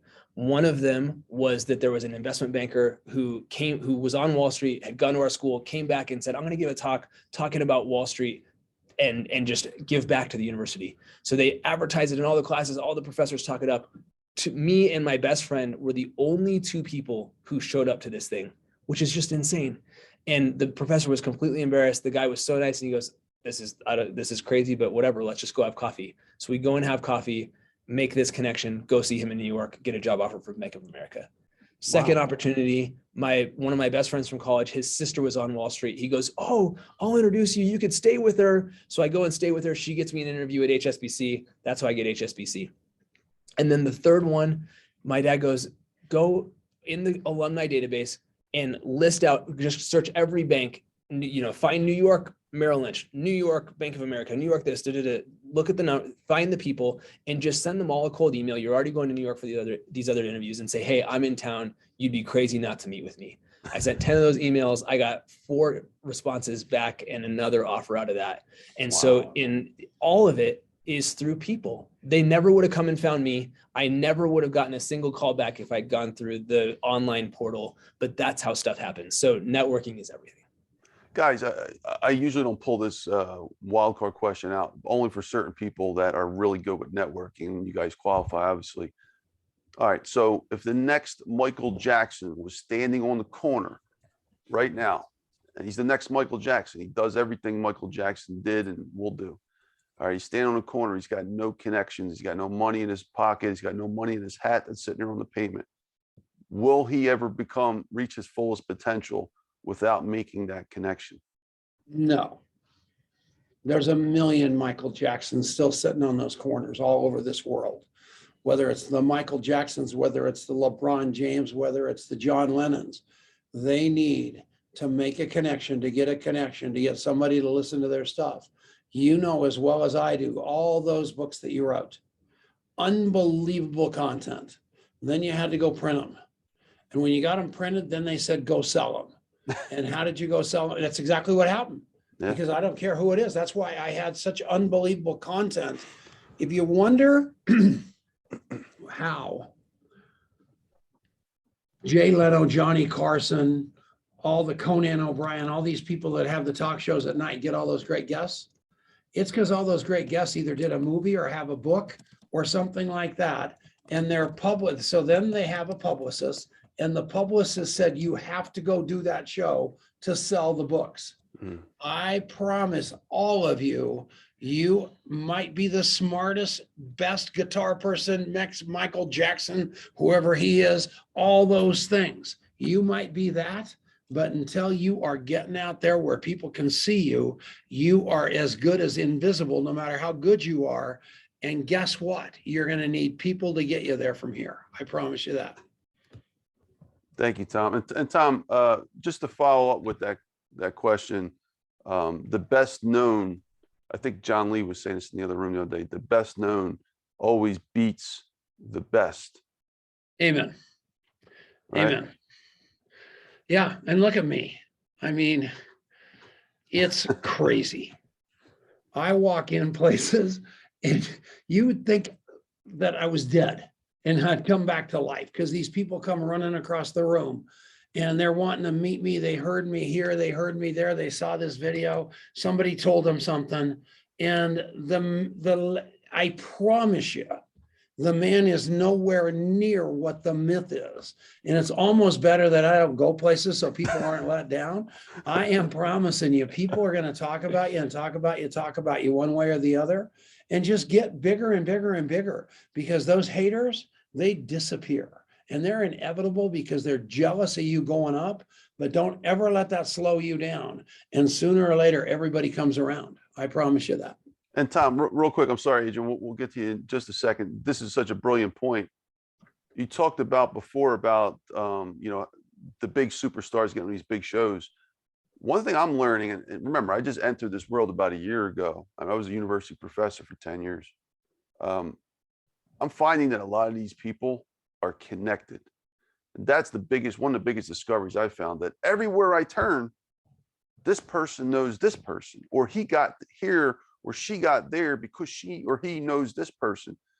Everything is connected. Everybody with power that I bumped into somehow got that power from someone else that had power. And they all seem to blend at the top somehow. Am I on my quest on this journey here? Can you clarify what I'm experiencing? Is this It is true? so crazy. There's no competition at the top. Everybody's down here trying to, I'm going to use money as an example. Everybody's down here trying to earn $5,000 a month.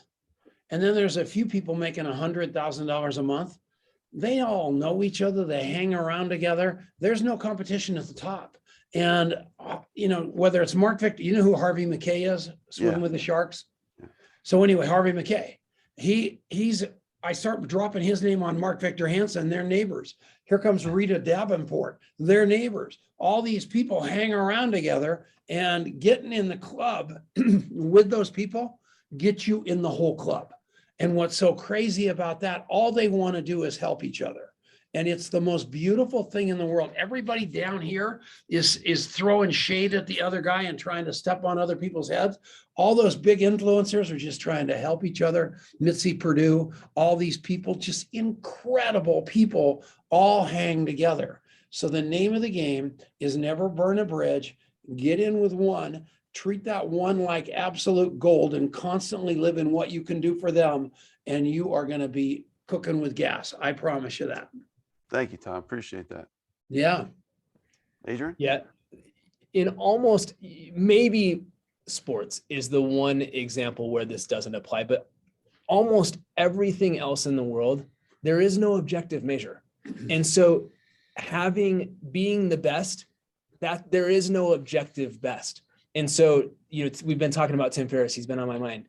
Tim Ferriss wrote the 4-Hour Workweek, right? He writes this book. He's a total unknown. He took it to 120 publishing houses, and they all not only said no, but laughed at him and said, "You're an idiot. This is the stupidest name. It's a terrible idea, and no one's ever going to buy this book." And he finally, through that process, what eventually convinced somebody is that he, through that whole process, bolstered his marketing plan to where he said, "Look, you cannot lose, because this is what I will, if you'll take the tiny bet on me, this is what I will do to make sure that this book is a runaway success." And somebody finally took the bait. They made a small bet on him, and they own an island or something now. Who knows? That book is sold a zillion copies. And you look at, I love the guy who wrote the movie Rounders. He now produces billions, and he just came out with the one about the guy from Uber on Showtime. Same thing, right? They wrote this script. They got thrown out of everybody's office. They said, nobody likes poker. Nobody cares. This is so stupid. And it's like a cult classic movie. So being good is never objective. And so getting that recognition is only half the equation. You have to figure out how to knock on the right doors and define the right doors to knock on so that you have the opportunity to shine. Thank you, guys. Brilliant response. And by the way, this conversation, folks, if you're listening to this, these are not just questions being asked. These are the value in the answers they're given, because these are very targeted questions that anyone on their road to success will have noticed, I'm confident of. And these, at some point in time, these questions will have to be met. So, and answered and explored. So thank you, guys. Appreciate that. All right, just a few more questions, guys. Is mentoring important, and who are some of your mentors? You go first. Yeah. Super important. And I believe it short circuits your learning curve by 100-fold. And a couple really important mentors to me. There's a guy named Craig Wilson, who was an adjunct professor at my university and was actually the president of a local investment bank. And he had a Harvard MBA. And just because he liked young people and he liked being around energy, he signed up, and he was like, "I'll do it for free, or I'll do it for no money. I'll teach this." And he basically taught a Harvard MBA class to undergrads. It was this special topics in finance thing. And so we would do Harvard case studies, and we would build financial models and all this stuff. And so I fell in love with this guy. I soaked up everything I could learn from him in the class. And when we graduated, I said, "Hey, can we just have breakfast once a month?" And we started having breakfast once a month. And he advised me all through my initial getting into the career in finance. He was the one who really helped me to have the guts to walk away from the Wall Street job and stay in Texas. He was the one who advised me and actually ultimately made the introduction to the chairman of the board at Rackspace. And as a small aside, the chairman heard about me from Craig and basically walked into the finance department and said, "Hey, you're going to hire this guy." And so they're like, "Oh, this guy must be an idiot. And he just, his family has money or something." So like I didn't know it, but they all thought they were all waiting for me just to be a total disaster because I had just gotten the favor called in, and the rest was history. So, that was truly a life-changing moment. And again, who knows if I'd have gotten the job or not, but I had the job before I even walked in the door without realizing it, because of a mentor who cared about me and was willing to stake his reputation on getting me in a door that I wanted to get inside. And so I could share dozens of stories like that. And of course, your dad is your mentor too. Somewhat, but the name of the game is, and all of you that have mentors normally don't charge you money. Get to know your mentor and do what you can for your mentor to be even mentor. Because most of the time with the mentors that I had, I believe that they were completely at the top, and I went to them for information, to use them for their information to elevate myself, until I realized they were human beings just like me, fallible human beings just like me. And there were things that I had that they wanted as much as they having things that I needed so desperately. So whatever you do, choose a mentor that you want to be like when you grow up, and then do everything you can to make that person have that same elevating opinion. So all of us are growing together. And I mentor lots of people now, and 99% I'm learning a lot more about me than I'm teaching them about them. So please do that. And that's from a guy 70 years old. Please, please, please understand, mentors aren't God. They're as fallible as you are. They're as scared as you are, but everybody's given it the old college try. So yeah, I've got mentors across all areas of my life, and it's a beautiful thing. So thank you. Thank you, Tom. Thank you, Adrian. All right.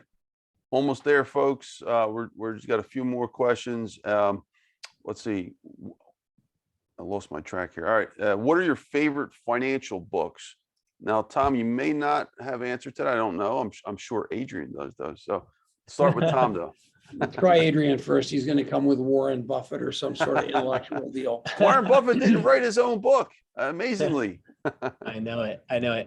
One of the books that shaped me really early on was The Intelligent Investor, which was written by Jason Zweig, or however you say his name, about Benjamin Graham.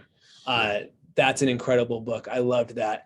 I think Tony Robbins's book on there's the long one and there's the short one. They're both awesome, but the short one is an incredible book on finance that's really practical, really, I think, accessible to the lay person. And I think he did really well in the way he researched and pulled people together on that. Thank you.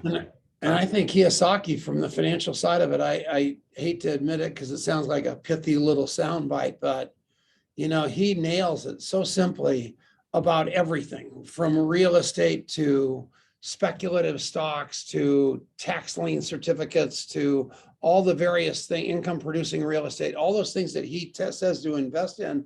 I pretty much invested in many years ago.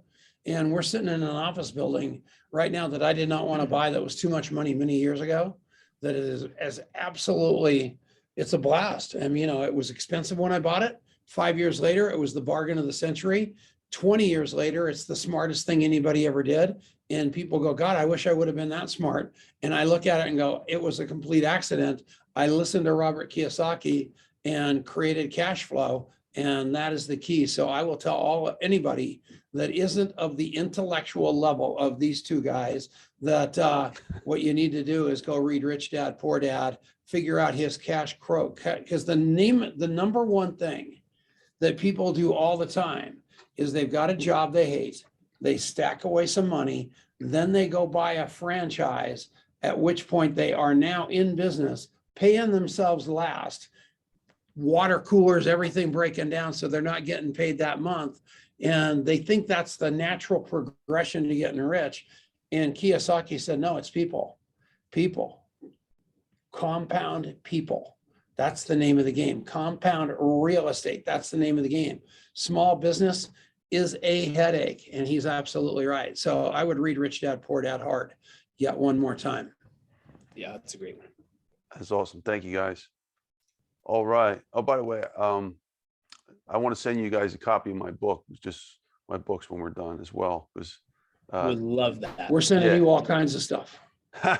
Thank you. Appreciate it. Adrian, I know you're a finance guy. There's a lot of works that you may or may not have read that I think you would really enjoy that I put in some of my big bibliographies. So Daniel, so you had mentioned Benjamin Graham. I can't think of the top of my head. He actually had several other books that he made along with that original work. It's really, really good stuff. So Intelligent How did you Investor. get so obsessed with finance? I mean, was it as you were in college that the study of finance and money became so important, and then you just made it your lifelong passion? No, well, I mean, it was a whole bunch of things. My 4 grandparents, they all died broke. I always questioned that. I would sit in the yard with my grandfather, the third, I'm the fourth. No, he's the second, actually. He was a junior. And, always wonder, he's such a great guy, but he don't have any money. And then my dad was the complete opposite. He's just, just crazy entrepreneur. I grew up in a video business. So he actually, that was his thing, and then Blockbuster took him out. Well, actually West Coast Video first. So then I got to see my dad, the hero, experience a catastrophe.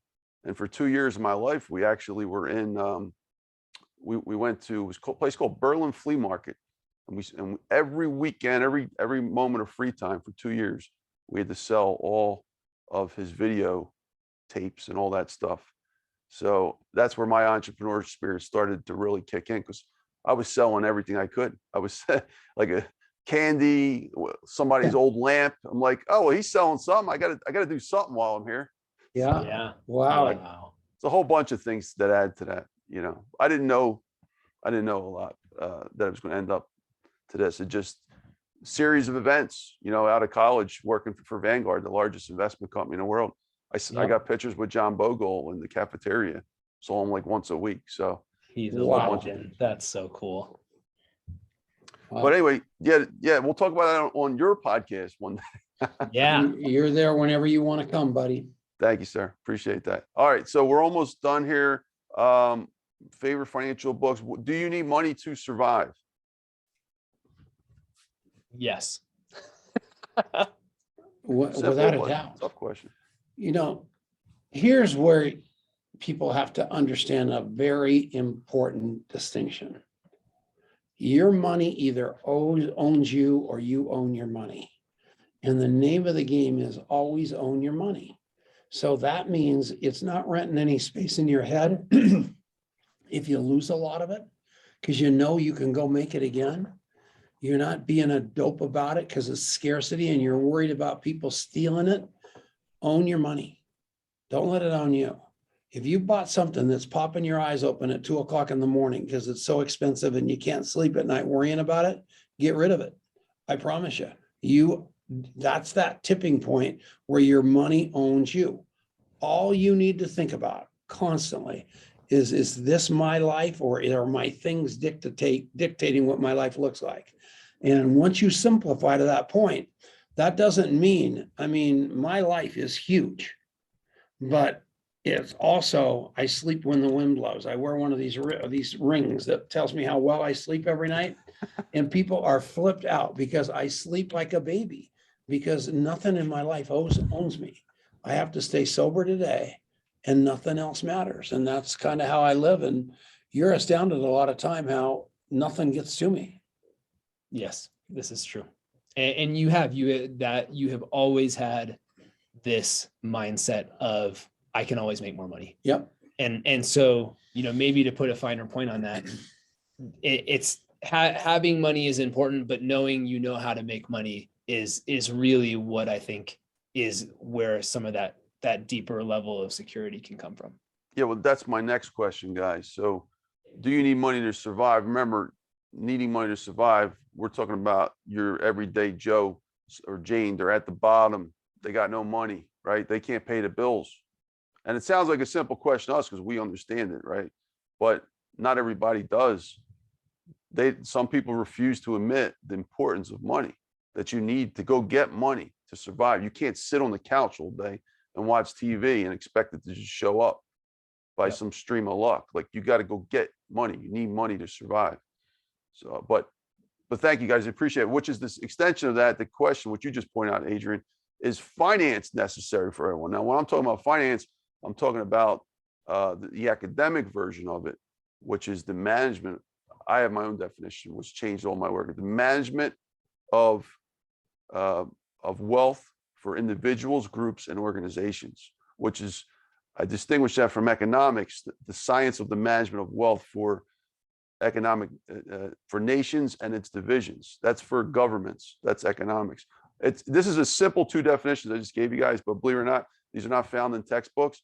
And this is the problem which began my first book here, The Necessity of Finance, 10 years ago, when I wrote an overview of the science of finance, and found out that, like, they don't have a definition of this subject, which I was on the field for and I taught as a professor.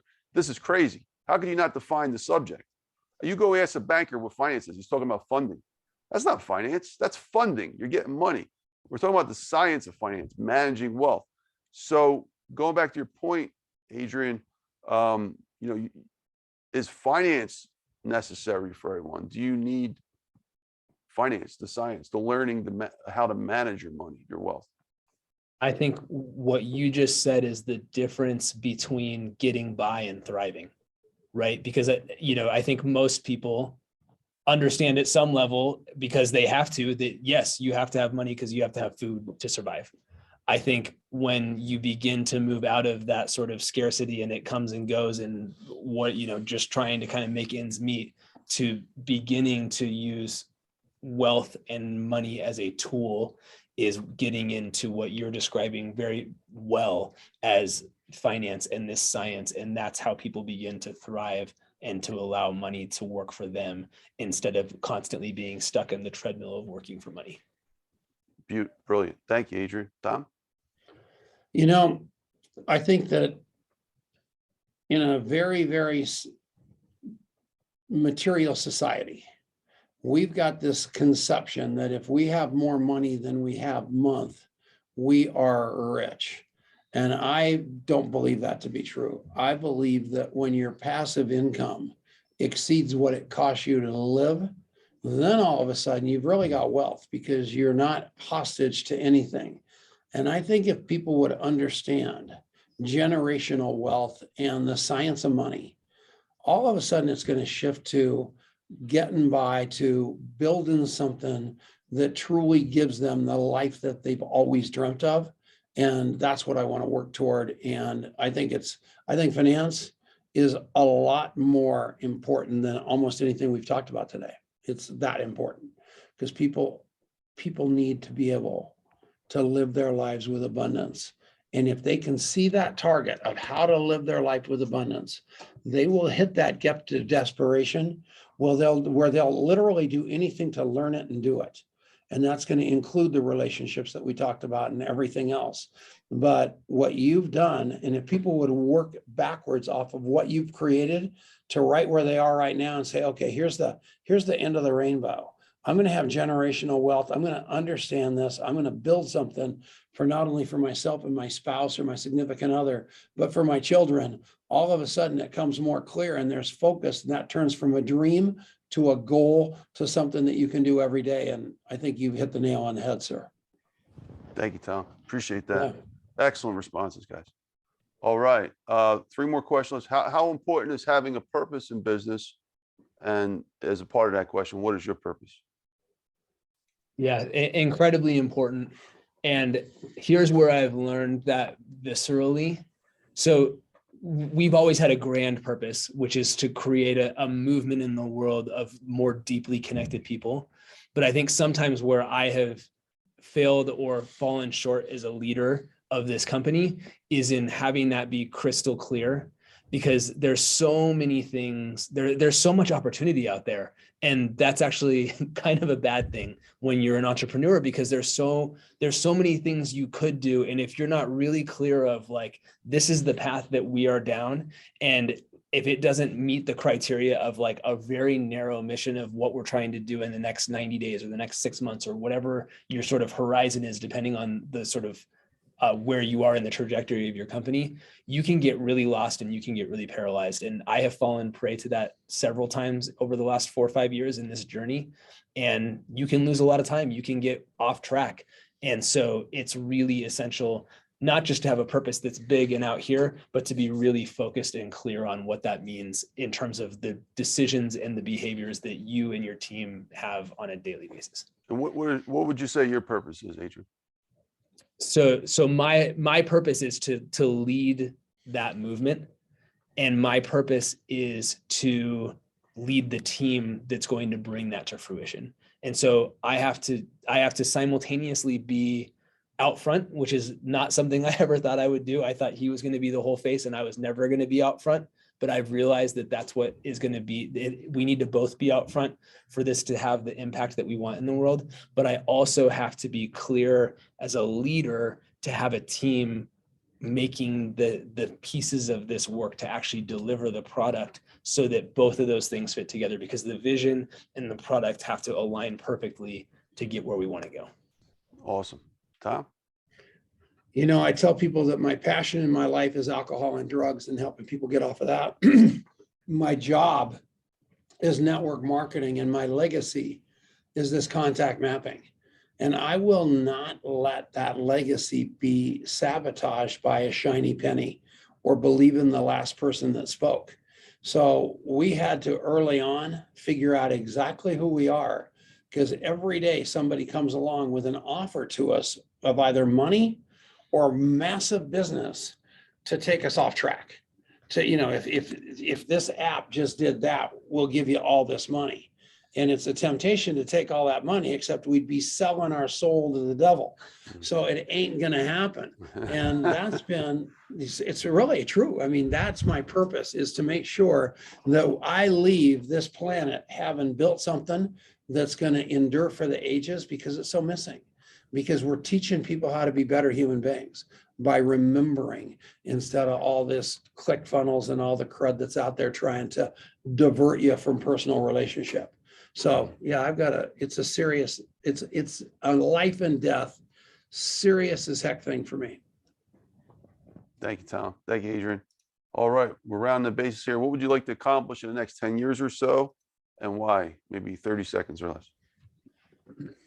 We do not want to sell this to somebody that's going to chop us up and sell us, or use our database because they think it's got value, like everybody else is doing. All those free apps that are basically selling you, they're cutting you up and selling you.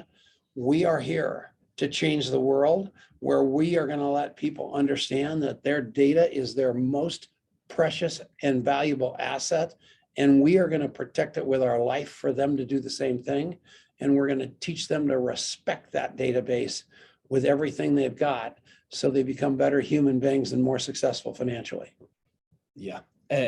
As we were talking before, this is an impact company. That's really what I believe, is that there are easier paths potentially to sell into the enterprise, and they push it out to 10,000 or 100,000 seats or whatever that is. But Salesforce, great company, not really impactful in having a transformative impact on the end user. And that's what we're about. And so in 10 years, what I want people to say about us is that we saw that first, that this was a technology and a way of being in the world that profoundly changed the way a set of people that used this showed up, and that's a lasting impact. And so that's what wakes me up in the morning. Anything else though in the next 10 years? Maybe some books or movies or? Oh, we got to kick the book out. We got a lot of work to do on that front. And as we said earlier in the show, it's going to write itself by virtue of the fact that when it's right, we're not going to be able to sleep at night, not kicking it out on a word processor or a computer. That's going to happen to he and I. And we got plenty of people. I mean, I could tell you the people that are trying to get us to do it, but the time wasn't right. And you actually said something profound when you said you guys need to do it together. And, that hasn't come out of people's mouths very much, because we've been playing a smaller game on my yesterday's newspaper reputation, where what we've got to offer is 10 times bigger than what happened to us in the past. What we're going to be in the future is 10 times that. And it will take him being in that book and that book being about him to do that. So you actually brought that out earlier, and I want to thank you for that. You're welcome, Tom. And by the way, the reason I thought of that was because I see you guys like yin and yang, like your story completes each other. You can't take half of the circle without the other half. Like the whole story's right there. I mean, you guys, and not only the story, but you have very different personalities, but somehow you manage together to be functioning as a whole, which really, if you want to take this conversation deep on a deeper level, you're kind of a microcosm for the way the world should be. Like we're all different, but like we should be able to get along and function the way you guys do. So thank you. All right, thank you. Last question. What would you like to be your legacy to this world? Speaking of world. That's a nearer eventuality for you. Yeah, it's coming. Yeah, so here's the deal. I want to leave this planet with everybody that knew me saying, you know what, that guy made a lot of mistakes, but his heart was always in the right spot. And I'll never forget the day he did this. I'll never forget the day he said that. I'll never forget the day that he told my friend or helped my friend off of alcohol or drugs. And where that's all going to reside is in this little app called Contact Mapping. That's what I want as my legacy. Yeah. I think to both as so like on a personal level, I want to be someone that leaves a positive and a life affirming impact on our customers, on all the people that I come into contact with in my life. I want to live into having that sort of an impact on them. And then I think where that legacy gets leverage is that I think my purpose is in many ways about actually showing people and helping people to do that same thing by giving them tools, by creating environments where there's a community of people that are living that way, that allow others to sort of be drawn into it and live that way themselves. And for this to be a lasting impact that goes beyond either of us, that goes beyond the life term of a tool. And it's really about a way of being. That's really what the legacy is about for me. Thank you, guys. I just got to say, like, this is a very these are, especially the last 2 or 3 questions, are very deep and difficult questions for most people. I mean, the purpose, I mean, talk about that alone is enough to rattle anybody, but especially this last question, and you guys answered it bravely together. It's hard as one person, but father and son, I would think, would be very hard to talk about such a deep conversation in the same room. I mean, when I was a financial planner, I would get people to talk about estate planning, and they would bring their kids in, and it was like pulling teeth, and emotions were everywhere. Like, but you guys held your own together and talked about such deep conversations. So thank you again. Appreciate you guys. And all right, so we're going to conclude. I want to thank you guys for coming on to the show, and I'd like to allow an opportunity for you to talk about anything you'd like. You want to talk about any new projects you have, or just tell us about your social media sites where they can find you, website information, whatever you want to talk about. The floor is yours. Right. Sorry, I'll go. So first of all, thank you so much. I really enjoyed this conversation, and I mean, just a gift to get to be together and to share in this with you. And as we were thinking about and preparing for being here today, we were really excited about it, because I think what you stand for, and what hearing your other episodes, what you're doing here in the world is really about, I think, helping people to manifest better in their life, across their finances, across all these different areas of their life. And so inside of that, we put something together for free that we wanted to just share with your guests. And so it's at contactmapping.com/Dr. Finance. And you can spell doctor out, or you could just do DR, both will work. But we put together, it's a guide that really distills in practical terms some of the big pieces of what it looks like to manifest powerful connections, which I think is really, especially looking at you, Dad, is what I think you have done better than anyone. You have been for sure my mentor in that space. And so that's something that we just would love to offer as a gift to your audience. And we just want to say thank you so much for having us today. If I can do it with him, I can do it with you. And here's what I'm going to tell you. His second grade teacher wrote her doctorate on his intellect. He is a bright guy that needed desperately to fire his brain and hire his heart. And I think so many people are in the same boat. So just go to what his offer is. What is it again? contactmapping.com/Dr. Finance, right? If you go there, you're going to see what we've done to change the world. And it's going to be fun. It's going to be something that is going to shock you, because you're going to realize that getting to the top of the mountain was 1,000 times easier using your heart than your brain. And the competition is going to be so less, because everybody's trying to think it through, and you're going to love it through, and you're going to win.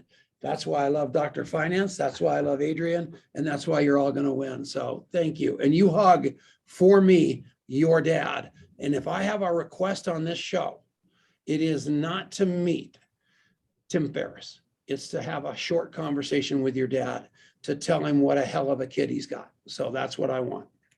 Thank you, Tom. I'll make sure he listens to it. All right, buddy. All right. Anything else? No, we're done. All right, guys. We're easy to find, and we love people. So come track us down. You could find us anywhere. That is awesome. And Clubhouse, folks. Yeah. Come every Friday night to the Clubhouse that I host between 6 and usually 12 p.m. Eastern time. Tom and Adrian pops in from time to time. So yeah, definitely stop by there. Well, thank you, folks, for listening. Thank you, Tom and Adrian. Appreciate that.